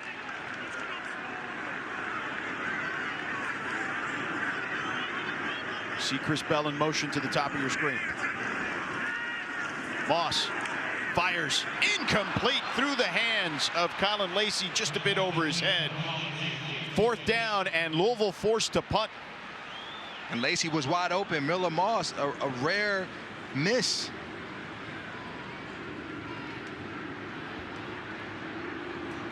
David Chapeau set to punt.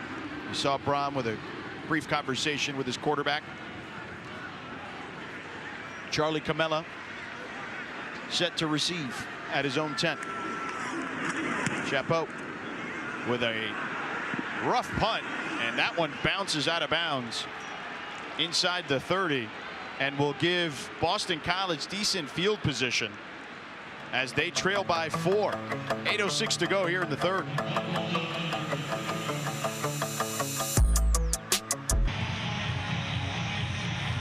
Big drive here for Boston College. Their first 4 drives, they had time of possession of over 23 minutes. Their last 4 under 3 minutes. See if they can control the clock again on the jet sweep to Bond. And wrapped up. Wait, the ball pops out. Louisville's going the other way. It's Antonio Watt. He's in the end zone. They'll call it a touchdown.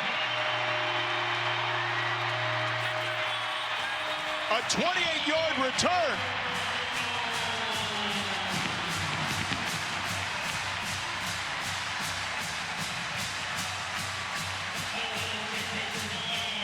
The officials huddling up, but let's take a look at what went down there. It's a jet sweep by Bond. Ball is out. And somebody rips it away. I couldn't even tell. Antonio Watts is the beneficiary of the play. Picks it up and scores. The officials Rolling are on the field as the runner was down before the fumble. okay. It's 2nd down. So let's take one more look at that. That had to be a quick whistle. The ruling on the field of the runner being down is under further review. Let's see if we can hear the whistle on the Bond tackle.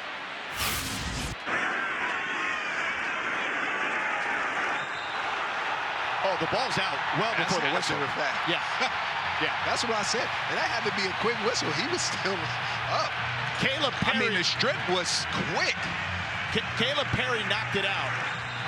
And yeah, I'm with you 100%. That's a fumble.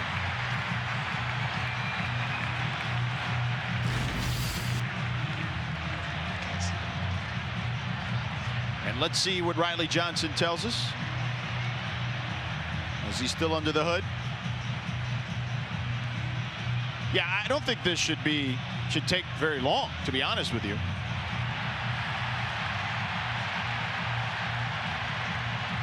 Yeah, ball pops out well before he hits the ground. And the crowd here is taking a look at it on the Jumbotron. And you hear the cheers. Antonio Watts, I mean, you want to talk about a season for him. He's had a number of turnovers that he's been the beneficiary of this season. Here's one more look.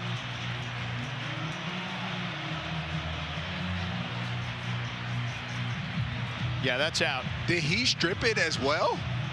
No, it looked like Perry, I thought. So no touchdown. Touchdown goes off the board. Crowd not happy. Yeah, that's heartbreaking if you're Watts. It's hard to get in the end zone as a defensive player. No doubt. And Watts, his first 30 games of his career, 0 INTs. He's had 3 in his last 4 games, and now what would have been a fumble recovery for a touchdown. He's hot right now. Yeah. Let's call it. He's hot. And so's the crowd. Yeah.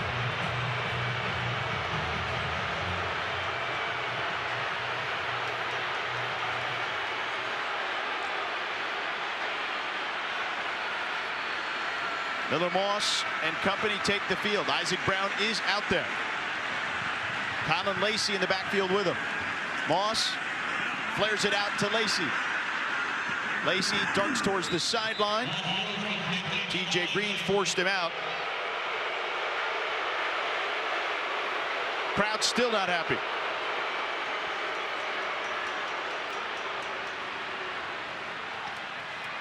guess I understand why they're not happy, though.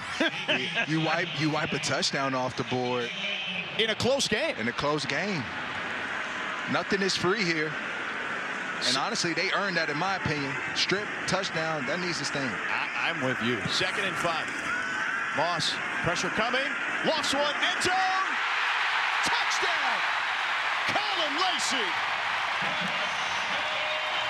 A 22-yard strike. And the crowd now a little happier.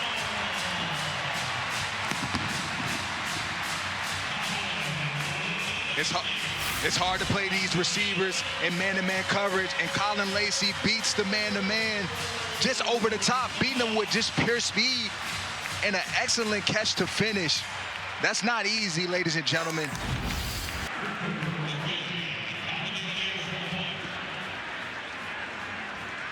Colin Lacey, his first touchdown of the season. Extra point is up and good. So Louisville takes advantage of the turnover. So Antonio Watts may not have been happy about not scoring a touchdown, but he's got to be happy. Ball was down, though, at the 27-yard line, and he didn't explain this at the time, but it's because of the whistle.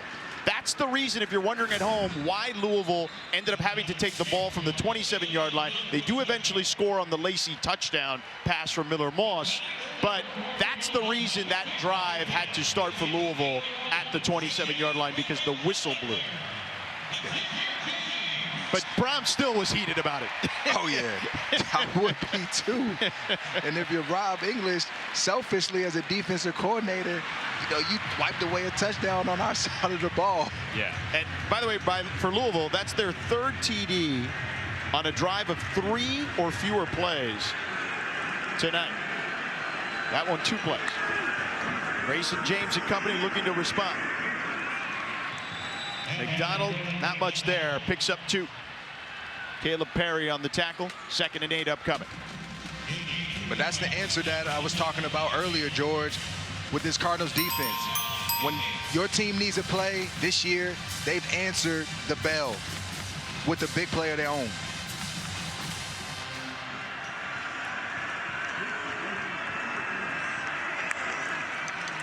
James drops back over the middle, incomplete. TJ Quinn in the right spot. Pass intended for Jeremiah Franklin. 3rd and 8 now for the Eagles. Yeah, their defensive stars are starting to heat up. TJ Quinn getting involved on that play to set up this 3rd and 8. I expect them to line up in a pressure look. They're either coming or they're backing out into coverage. BC started this game 5 of 6 on 3rd downs, 1 of 5 since, 6 of 11 overall. James on the low snap, picks it up, has time, now flushed out of the pocket, dumps it down, and his man Jeremiah Franklin stopped short of the line again by TJ Quinn. And there he is again. Really strong tackle by TJ Quinn. He starts up in the line of scrimmage. He backs out, pedals, reads the eyes of the quarterback, goes and tracks Jeremiah Franklin near foot, near shoulder, 4th down. The late pressure there by A.J. Green, the 4th 3 and out for BC today.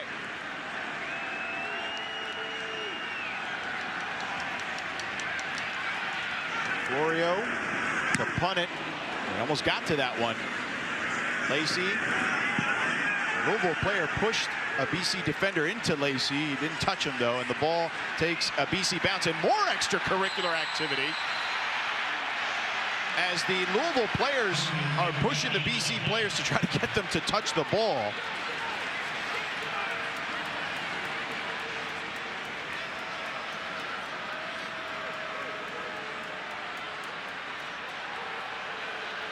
The fans here don't love it, but I don't think they have much of a leg to stand on that one.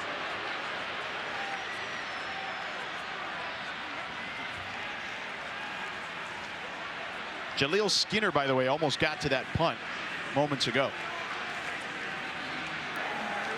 After the play was over, personal foul, unnecessary roughness, kicking team number 15. 15-yard penalty will be added on to the end of the play. 1st down. Antonio Meeks. So 15 yards will be tacked on. Here's the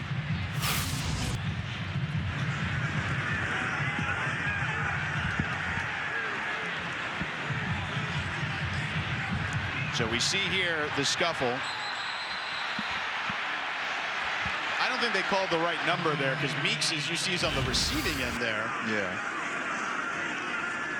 The penalty is on Boston College. And a run there by Keyjuan Brown.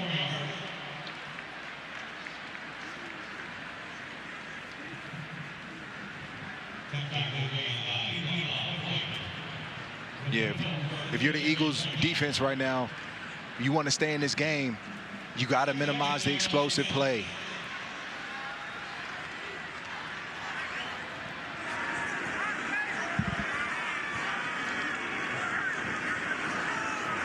Second and 6 upcoming. And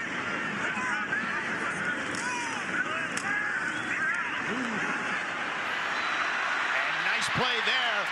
Spinning out of trouble is Chris Bell to midfield. And that is the difficulty that Chris Bell presents. You come up and you try to make a tackle on a strong runner like Chris Bell. He has a profile of a running back. 6'2", 220 frame. He's not easy to bring down.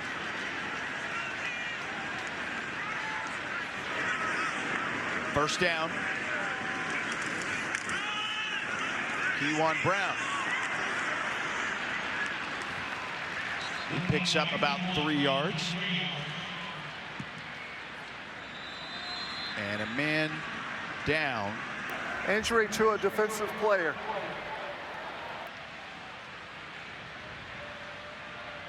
You see the young man keeled over for Boston College. We still can't identify who it is just yet.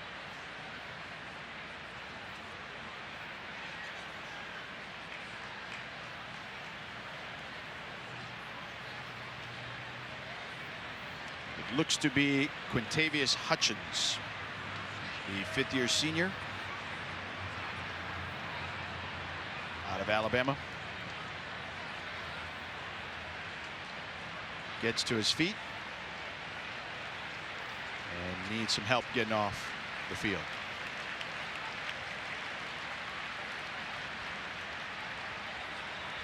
Hopefully he's all right. You know, one of their better pass rushers up front. Has 2 sacks this year, 3 tackles for loss. Could have been friendly fire. Yeah, right there by Cedarius McConnell.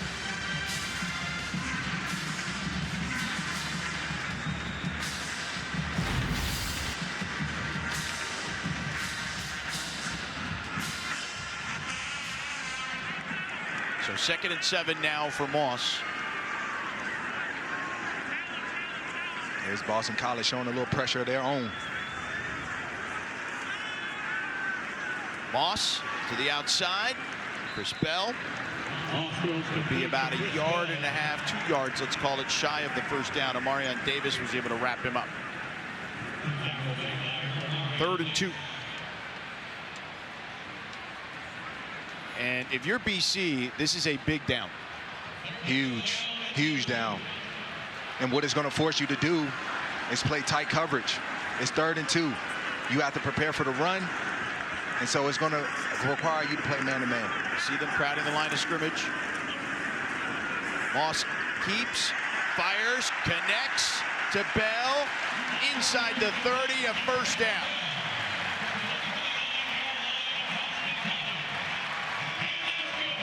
And no better target to feed it to if you need a first down than 0. Go to your guy. Go to your guy that you have a good relationship with, that you trust, that you know is going to be a for sure catcher. High snap, they hand it off. Back to the ground is Keyjuan Brown. Picks up 4. Make it 3. It'll be 2nd and 7.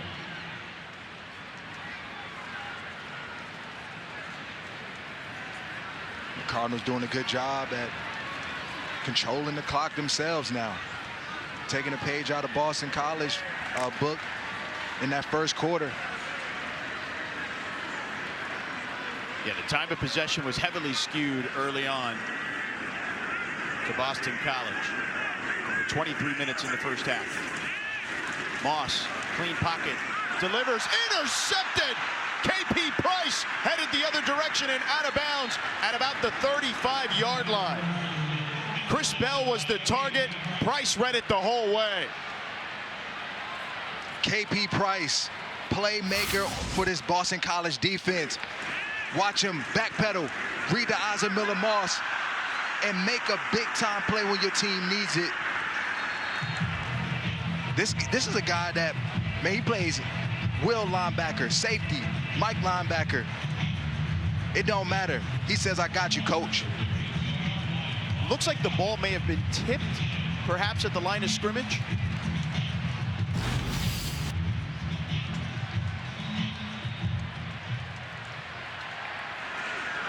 Grayson James and company take over. James with time, nobody open though. He's going to tuck it and run and out of bounds after a short gain. Let's take a look at the interception one more time. Yep, there it is. That was Chris Marable again, yep. Second time. And KP Price, the beneficiary. So Boston College still in this one, but their offense needs to get going. 2nd and 9. And this one batted in the air and picked off.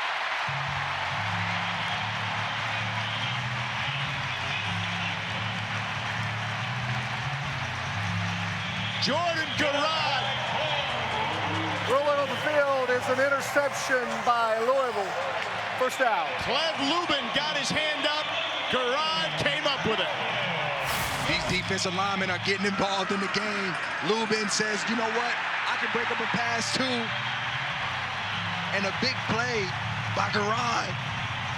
Man, I love when defensive linemen get interceptions. They pray for those moments. 11th interception for Louisville this season. 5 in the last 2 games. They had the 4 at Miami. Back-to-back tips. You don't see that every day. This has been a fun game. Brown burst through the hole. Flag trails the play. Has enough for the first down. KP Price tripped him up. Holding. Offense number 85. 10-yard penalty. First down. Nate Kariski, the redshirt junior, the starting tight end. And Brown limping a little bit.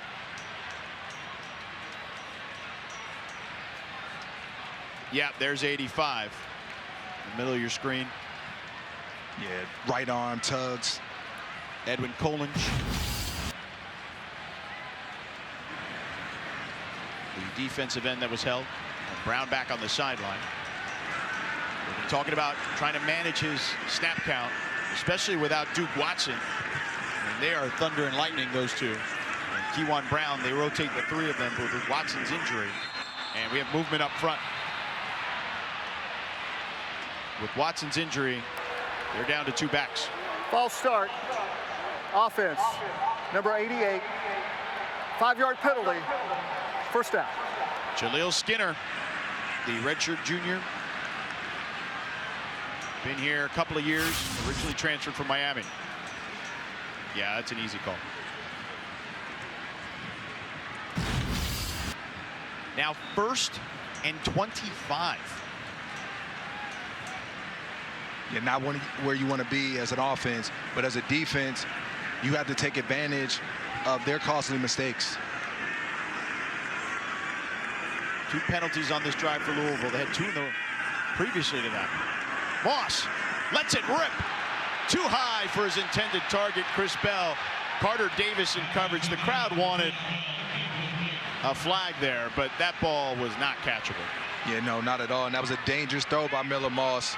There's a lot of Eagles in the area. Think about 4, if I counted correctly.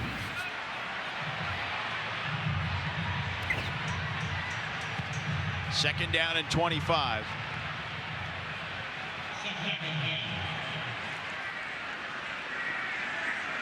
Got to get close to half of it back if you're Louisville. BC,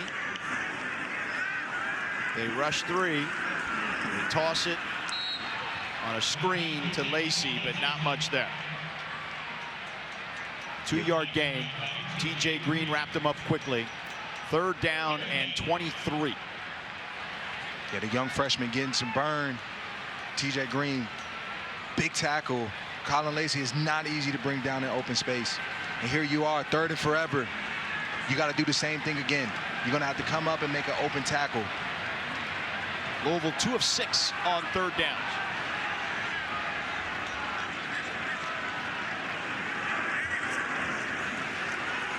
Moss over the middle, complete, but well shy of the marker is Nate Kariski.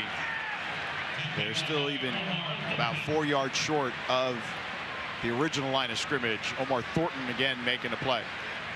And that'll do it for the 3rd quarter. 4th down and 14. That is the end of the 3rd quarter. Thank you, Coach. All right, they're going to punt it instead of attempt a field goal.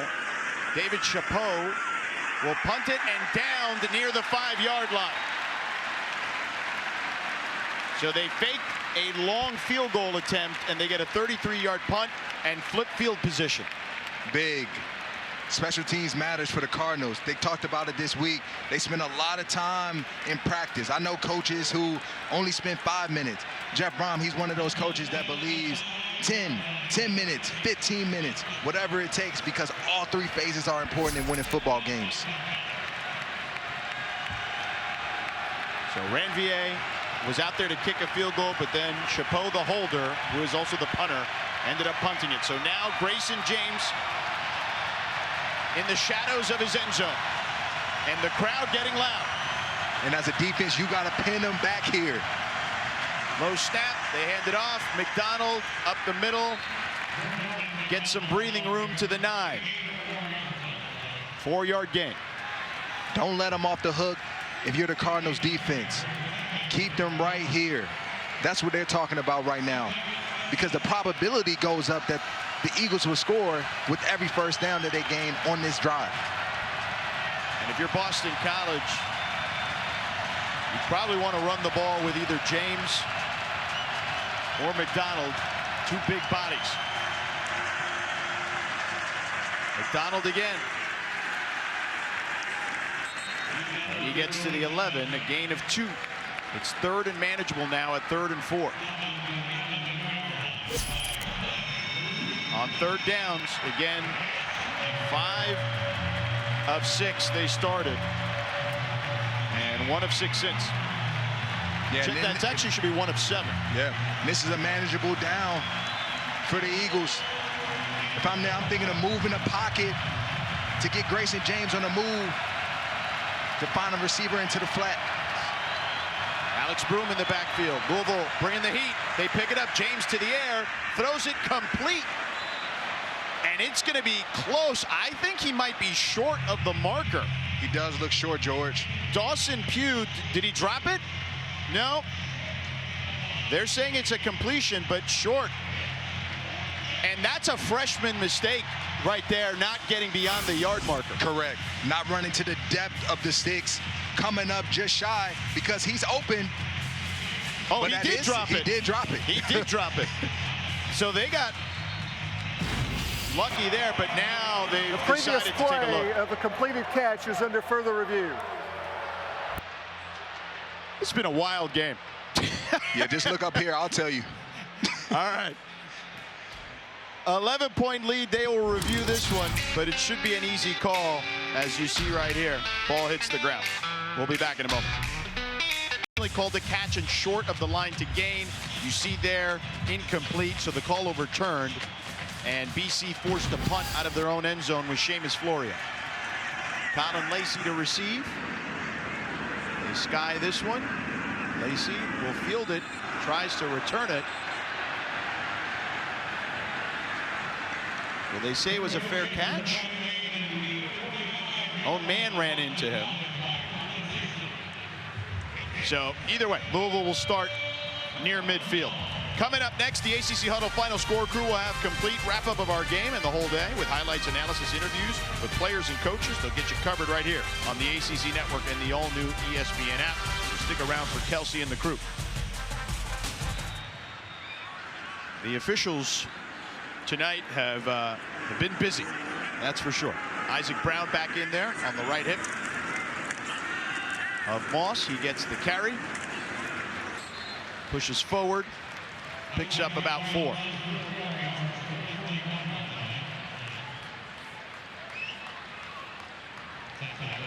You might be wondering how we got here. Well, BC had a 10-7 lead. Louisville stopped them on a 4th down play in Louisville territory, and then quick strikes after that have given them the lead, and they haven't looked back since. They also recovered a fumble and able to capitalize on a touchdown to Colin Lacey as well. Moss, pressure coming, hit as he throws, lofts it up. It's incomplete, intended for Trayshawn Hurry. Isaiah Ferris in coverage.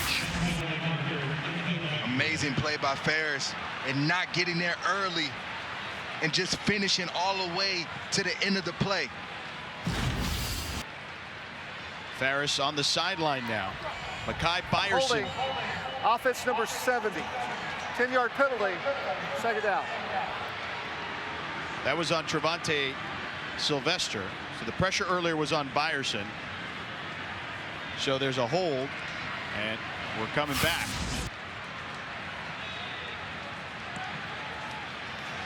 Moss takes that hit by Byerson. You saw the hold on Sylvester. Sylvester had a great game last week at Miami. Tough call there. Brown weaving through traffic, burst through the hole, and tripped up at the 40-yard line. KP Price saved an even bigger explosive moment there by Isaac Brown. This Eagles defense, you have to make the tackle when you have the chance to wrap up Isaac Brown. And you can't allow him to get started downhill. When he sees a hole and it's there, the speed is just too much. 11 carries, 191 yards for Brown. It's 3rd and 5 now after that carry. Moss, pressure coming, ball is out. BC scoops it up. They've got it. He was hit and the ball popped up. And it's BC ball. Rolling on the field is a fumble by Louisville, caught by Boston College. 1st down. The forced fumble was by TJ Green on the blitz, and the recovery by KP Price. The Eagles defense is getting aggressive. They have nothing to lose. They need to make a play. TJ Green off the edge, strip sack, young man. What a play.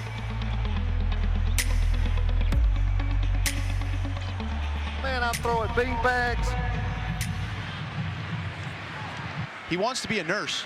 Tim Lewis's wife is a nurse. Tim Lewis's wife was there that day, sold him on coming to BC. Shout out to the DC's wife, Tim Lewis's wife, getting TJ Green to commit, and he makes a big play. Grayson James takes over. Steps up and wrapped up. Taken down by Wesley Bailey.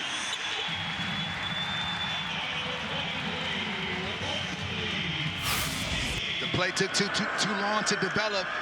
They were trying to take a shot, and Wes Bailey and the defensive line, they just kept rushing. Relentless effort was the result of that sack.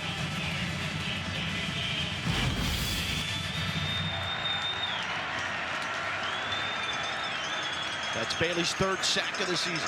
2nd and 15 now. James throws too high and is picked off. Caleb Perry has a convoy for a moment and then tackled out of bounds by Reed Harris. Another turnover in this game. This is back and forth, man. This is a boxing match here. They're exchanging blows, and these defenses are playing. I'm a defensive guy, so I'm loving this right now. Just an errant throw by Grayson James goes off the head of Reed Harris. and Perry is there to set up his team for another turnover.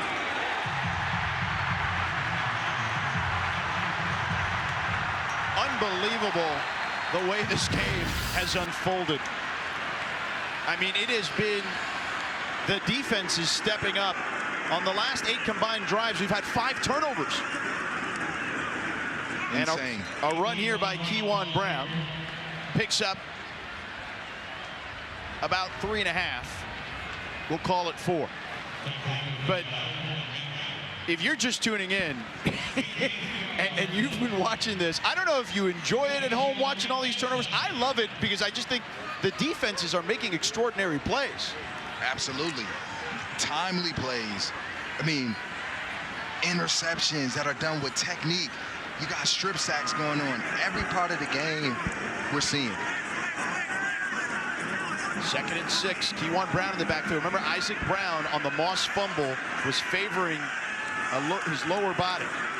Moss with plenty of time, nobody open. Now he's dancing, still buying time, being chased around and taken down from behind. Does pick up positive yardage to the 25-yard line.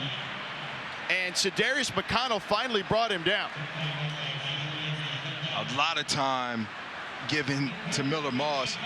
You know, this BC defensive line has been hard for them to find ways to pressure the quarterback with just a 4-man rush, which is why he has so much time. But credit to the back end of the Eagles defense, because I've lived that world. When a quarterback's scrambling, it's very hard to cover these receivers. 3rd and 5. Colin Lacey in the backfield, but Louisville 30-second timeout. is calling timeout.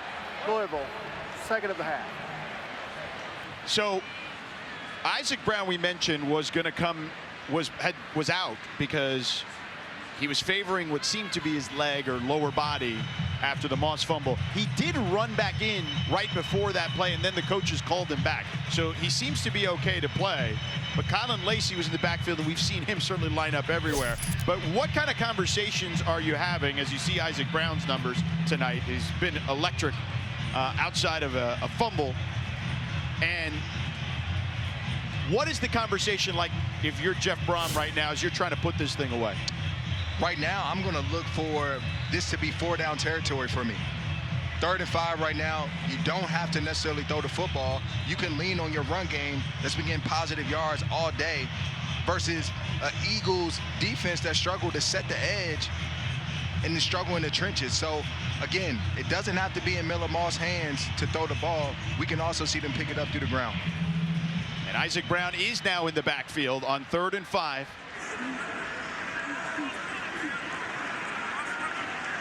They need to get to the 20. Brown takes it and picks up 2. Chris Marable, who had 2 big deflections earlier, took down Brown. 4th down, and you said 4-down territory. They are bringing out the kicking team. It looks to be Cooper Ranvier, the kicker. Playing smart football. That's what Jeff Brom is doing right now, because your quarterback, things have been happening. Things that haven't worked in your favor. Interception, strip sack. Let me make the decision for you. It would be a 2-score game still if he converts on this 41-yard attempt. He missed from 52 early. The kick is up and good. 14-point lead, 8:13 to go. Time in women's soccer and volleyball. The kick here, a squib kick, picked up by Boston College. Alex Broom gets past the 30-yard line. BC's last 6 drives, 3 and out, fumble, 3 and out, interception, 3 and out, and interception. But, Rod, the interesting part about this is Bill O'Brien's team has been fighting, man. They have been ravaged with injuries this season, particularly on the defensive end. And even tonight, they lost Isaiah Farris earlier.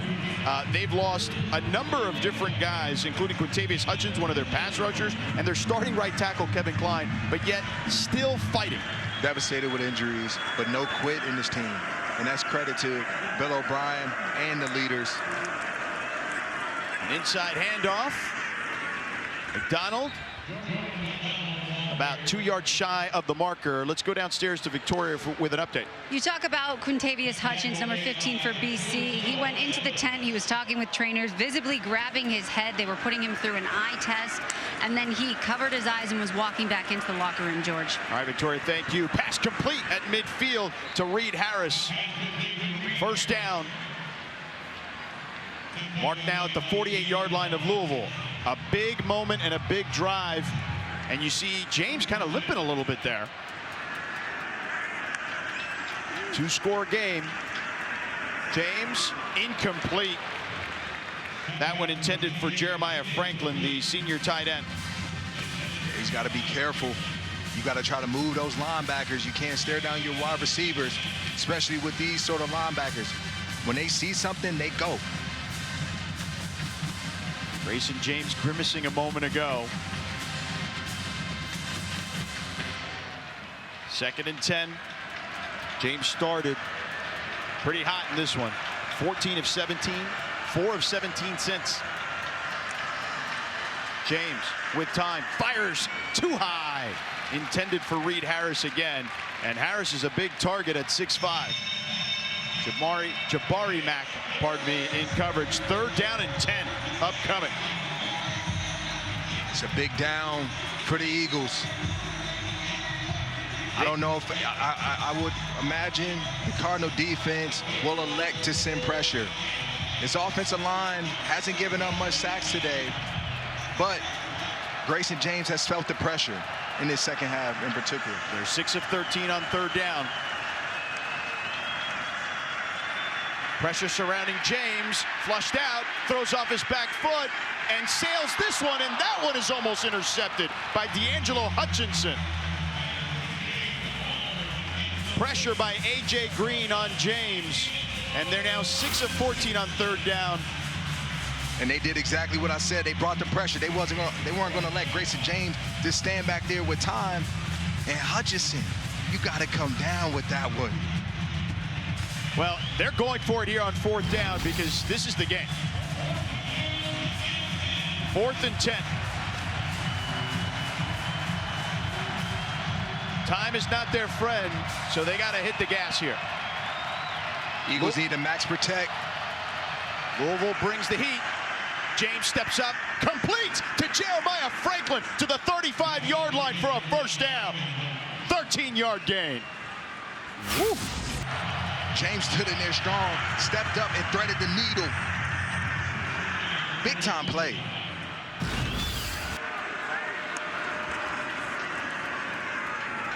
On the roll, James, complete to Harris. And Harris picks up another 1st down to the 21-yard line. A 14-yard gain. And BC in business. And James is limping. It doesn't matter, though. Got a lot of spirit, got a lot of fight. He's going to keep battling.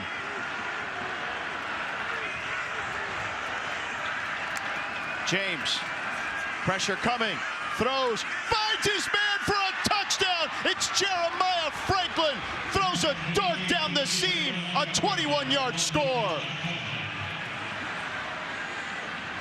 It's a 1-score game. 3rd TD pass for James. You can't say enough about this team.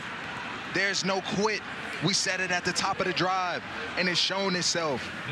Grayson James, 4th down, big throw to Jeremiah Franklin. Right here, big throw to Franklin. Lombardo for the extra point. Low snap. The kick is up and good. The holder there saved that one. Ben Mann. And we have a 1-score game with plenty of time. And Boston College coming into this, I said it earlier, stay in the game and win it in the 4th quarter. That is their philosophy, and they've done everything to put themselves in this position. Turnovers, getting off to a fast start, battling back, and now you sit here, 1-possession game. Early in this game, in the 1st half, their recipe for success, Boston College, was ball control. They possessed it for over 23 minutes in the first half. You saw there on that graphic a few moments ago, that drive, and look, they need to because it's what the game dictates. Yeah. 1 minute and 48. They've been able to do it in a lot of different ways in this game and finding a way to somehow stay in it. And Louisville, of course, after that big win against Miami, Jeff Brom told us that they've done everything they can this week to avoid the letdown factor. And we're going to see what they're made of right now. You got to close out this football game. You're at home. Here's Grayson James and what he's been able to accomplish today. Grayson James doing a lot outside of the pocket. This is what makes him dangerous as a quarterback, his ability to be mobile. He's a smart quarterback, and so he's found the right guy tonight. And there he is, capping it off with an amazing drive to keep his team in the game. I mentioned earlier BC with nearly 24 minutes in the first half, time of possession, only 9:14 in the second half. Louisville has flipped the script on them. Can they do it to close it out here? Moss to the sideline, wide of the mark, intended for Chris Bell. Max Tucker in coverage.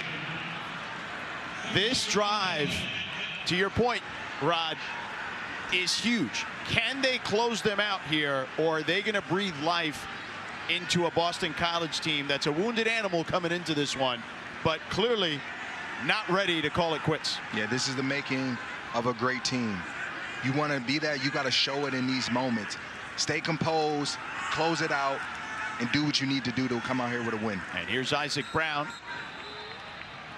picking up about 6 on that play. It'll be 3rd down and short coming up. 3rd and 4.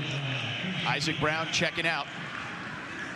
Again, he was grabbing his leg earlier, but he's had a monster game tonight. 199 yards.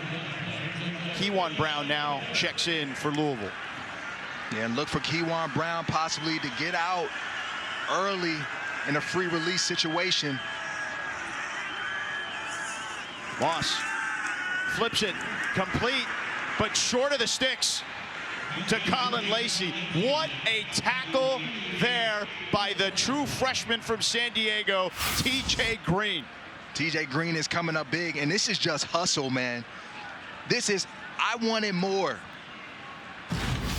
4th and 1. Decision time for Jeff Brom, or is it?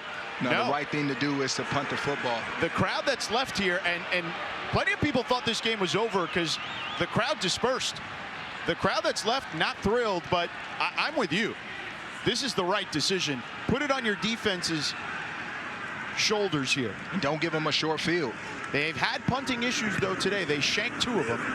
And this one not great either, although it gets a good bounce for them. And that one down to the 26-yard line approximately. So, Rod, 4:44 to go. It's a 1-score game. Grayson James is limping on the field, but with a chance to tie or maybe even win the game.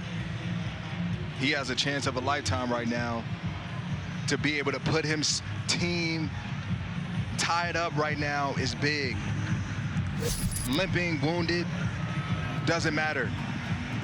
But if I'm this defense, I'm going to attack him right now. A wounded first quarterback means limited mobility. And he's changing the play at the line of scrimmage.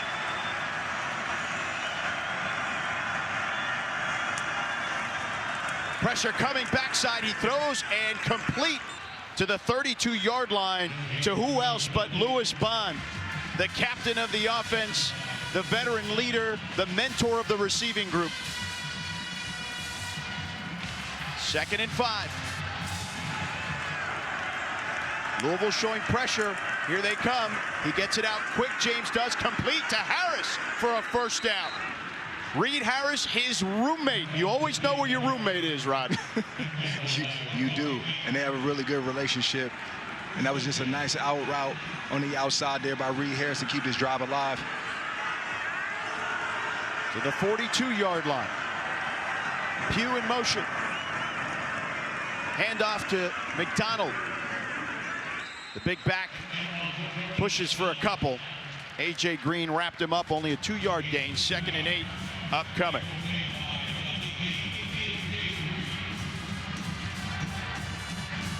Alex Broom now checking in the backfield. You see him to the right of Grayson James. And a fresh group for the defensive line of the Cardinals. And you see them crowding the line of scrimmage. James with time. Now the pressure comes, backpedaling. Wisely throws it out of bounds. I mean, it's 2-down territory anyway, so you live to fight another down. Yeah, no need to force anything. Let's get back in the huddle. Let's call the right play. They're 6 of 14 on 3rd downs. What is that right play? The right play right now, your tight ends have come alive. Jeremiah Franklin, he's got the high hand. Louis Bond has shown up countless times, looking to work the inside part of this field. Franklin, 5 catches, 55 yards. Chudzinski, the other tight end, the freshman, 4 catches, 80 yards. 3rd and 8. James, pressure coming, throws. It's to Chudzinski, but incomplete. 4th and 8, Antonio Watts in coverage. Really good coverage by Watts, forcing a tough throw by James. And with 3 timeouts left, Bill O'Brien is punting. He believes in his defense. They showed up today.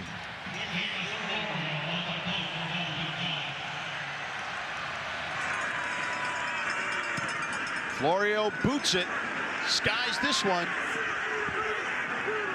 And it's taking a BC bounce inside the 20, down to about the 16-yard line. A 39-yard punt, no return. Coming up next, the ACC Huddle Final Score crew will have a complete wrap-up of our game and the whole day. Highlights, analysis, interviews with players, coaches.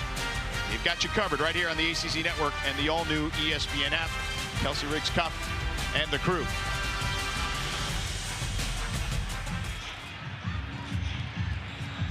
Seven-point ball game.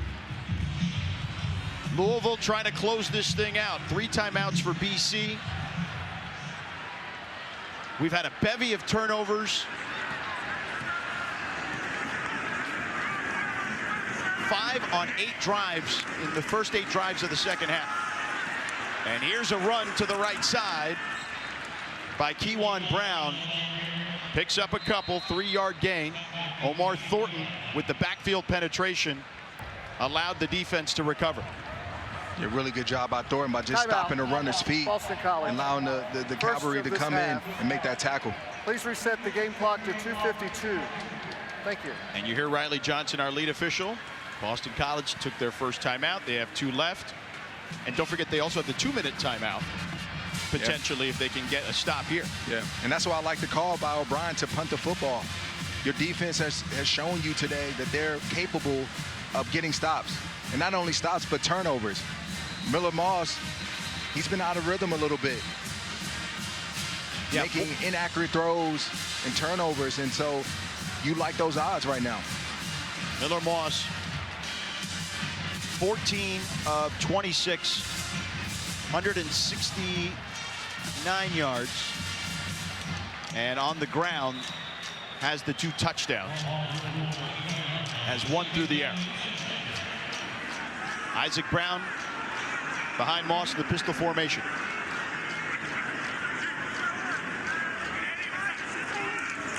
They give it to Brown, and why not? As he gets over the 200-yard mark to the 25-yard line. Sedarius McConnell and Faber Bate wrapped him up. Another timeout. Timeout, Boston College. 30 seconds, second charge to this half. They have 1 left. So this is it here. 3rd and 2. What kind of defense would you like to see by Boston College? You got to load the box. I'm going all in on the run. Be ready as a back-end defender to fight through picks if they choose to throw the football. I was just going to ask you that. Would you throw if you were Louisville? Put yourself on the other side. The only way I'm throwing is if I get on the edge. And that, what I mean by that is possible sprint out situation. So like a quick little dump off. Quick quick throw on the outside. Maybe you put Chris Bell in the slot. You run a rub route to the outside, and you allow Miller Moss to make the right decision. If Chris Bell is open, you find him. If not, you take it and you run. Isaac Brown, 205 yards, a career high. First Louisville back with 200-plus yards since Malik Cunningham, who was a quarterback, had 224 versus Duke back in 2021. Moss pulls, throws, wide open Skinner, the tight end for a first down. They sold out, they sucked him in, and Moss made a pay. Play fake work, George. And unfortunately, the cornerback on that play, he doesn't track Skinner. And there allows him to have just a couple yards ahead of him for Miller Moss to make that completion. Timeout, Boston College, 30 seconds. That's their third and final timeout of this half. That was an aggressive play call. One that said, look, we're closing this out, and we're here to win. And you shouldn't be surprised because it's Jeff Brom. I mean, we've talked about how he was incredibly aggressive last week at Miami to beat the then #2 Miami Hurricanes. Yes. So if anyone's going to be aggressive, it's this guy. Conservative will not win you games. And Jeff Brom, again, they harped on the fact that to these players, don't let yourself have a letdown after that big win. Now, it's funny because he said to us, we've harped on it plenty, but we also don't want to harp on it too much. Yes. Right? And it was a delicate balance, but his team looking like they can survive here. And Skinner, by the way, an unlikely target. That was his first catch of the game. He came at the right time. Back to the ground. And wrapped up is Isaac Brown. But a flag on the play. That'll stop the clock. Another one rolls in. And you see Brown heading to the sideline.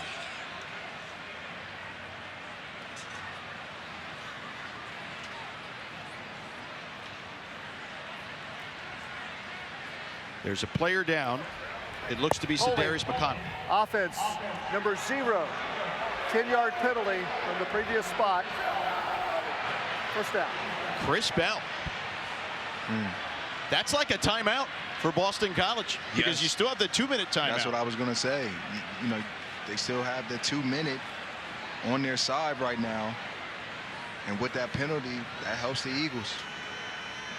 What a turn of events. If you've been watching this one at home, you have been thoroughly entertained. Yeah, from start to finish. Because there's just been action the entire time. Yes. Whether it's the defense making plays and forcing turnovers, whether it's the offense and explosive plays. Yes. You know, we had an injury on the play. Please set the play clock to 40 seconds. Thank you.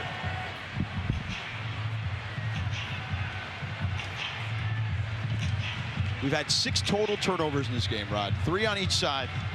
This has been a well-fought game because you can make the case, oh, turnovers are sloppy play. I don't know if that's been sloppy play. I think it's just been excellent defense, as we referred to earlier. Yeah. Really good play defensively today on both sides of the football. Hand it off.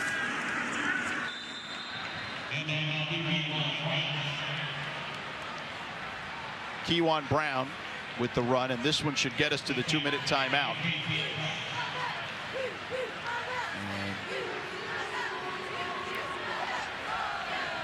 So we will have the conclusion for you. 2-minute timeout. Louisville up 7.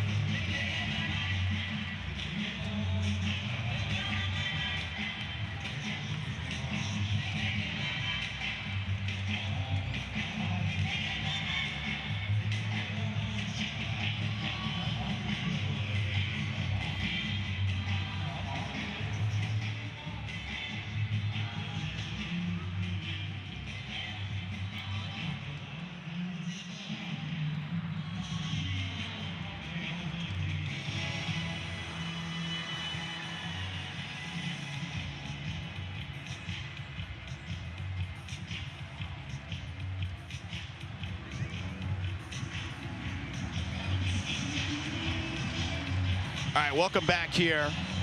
2-minute timeout. It is 2nd and 20 upcoming. Here's the holding play. Yeah, and you see Chris Bell, and slams him on number 2. Yeah. So that set them back.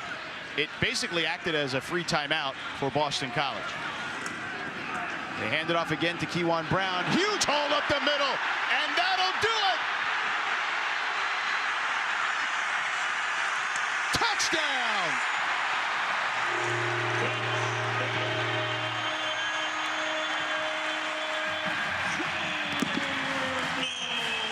"66 yards, the backbreaker by Keyjuan Brown."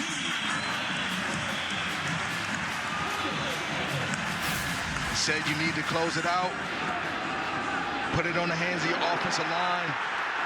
Everybody in the building know the run is coming. It doesn't matter. Keyjuan Brown, touchdown. You want to know the fascinating part about that play? Chris Bell, who held a moment ago when we showed that, had the block to free him up there for the touchdown. And that says a lot about Chris Bell. Hasn't done much in the pass game today like we anticipated, but a willing blocker. What are you willing to do in order for your team to win? For the man next to you to have success. And Chris Bell is showing that. Blocking through the whistle right after he got a penalty. It doesn't matter. I know what I need to do in order to help my team. That's the 3rd rushing touchdown tonight for Louisville of over 60 yards. This offense, score in a hurry. Whew, man, they are never out of it.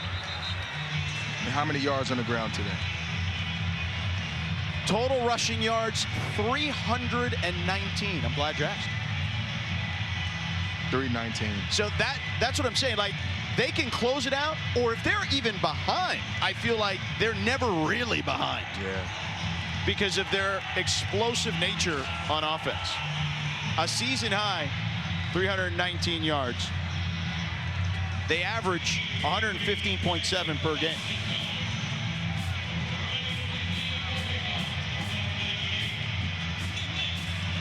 And I'm sure, and you know this as well as anyone because you played 13 years in the NFL, you won a Super Bowl.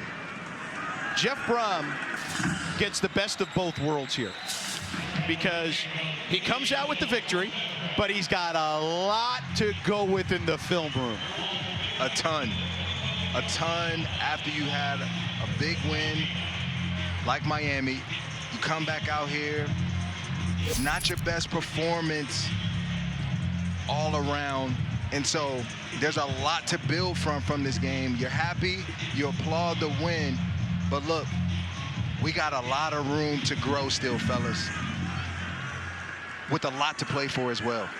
Right. I mean, they are in the thick of this thing in the ACC. They are in the thick of it for the CFP. And James wrapped up in the backfield.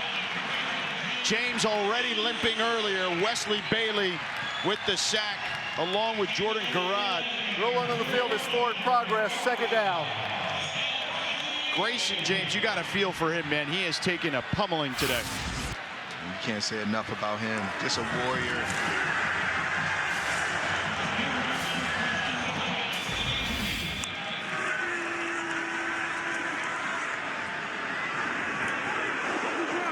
That went incomplete, a flag on the play as Reed Harris got hit. Multiple flags fly.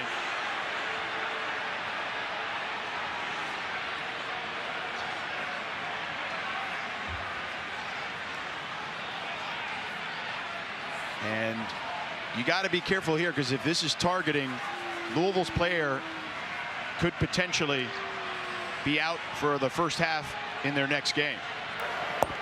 Personal foul, targeting, defense number 27. That play's under further review. And that's JoJo Evans, the 5th-year senior, transfer from FIU.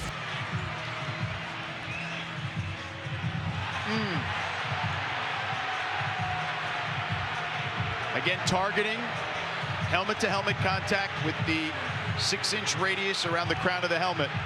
And that looks like targeting to me. Yeah, trying to just dislodge the football from Reed Harris, and he catches the helmet before, unfortunately, his shoulder pass hit him. Tough play. You know, quarterback tries to thread the needle in cover 2. You try to get over the top to just erase him from making a big play. And Riley Johnson taking a look. Thankfully, Reed Harris is okay as well. Yeah. And we'll see the ruling. And I don't think the intent was there to lead with the helmet. Oh, no. Just tough positioning for Evans there. Yeah, you nailed it. He was trying to dislodge the ball. There's no question. And he even tries to turn to the side a little bit when you look at it. Yeah. By the way, Reed Harris hauled it in, and JoJo Evans did dislodge the ball. Unfortunately for him, they made helmet-to-helmet contact there.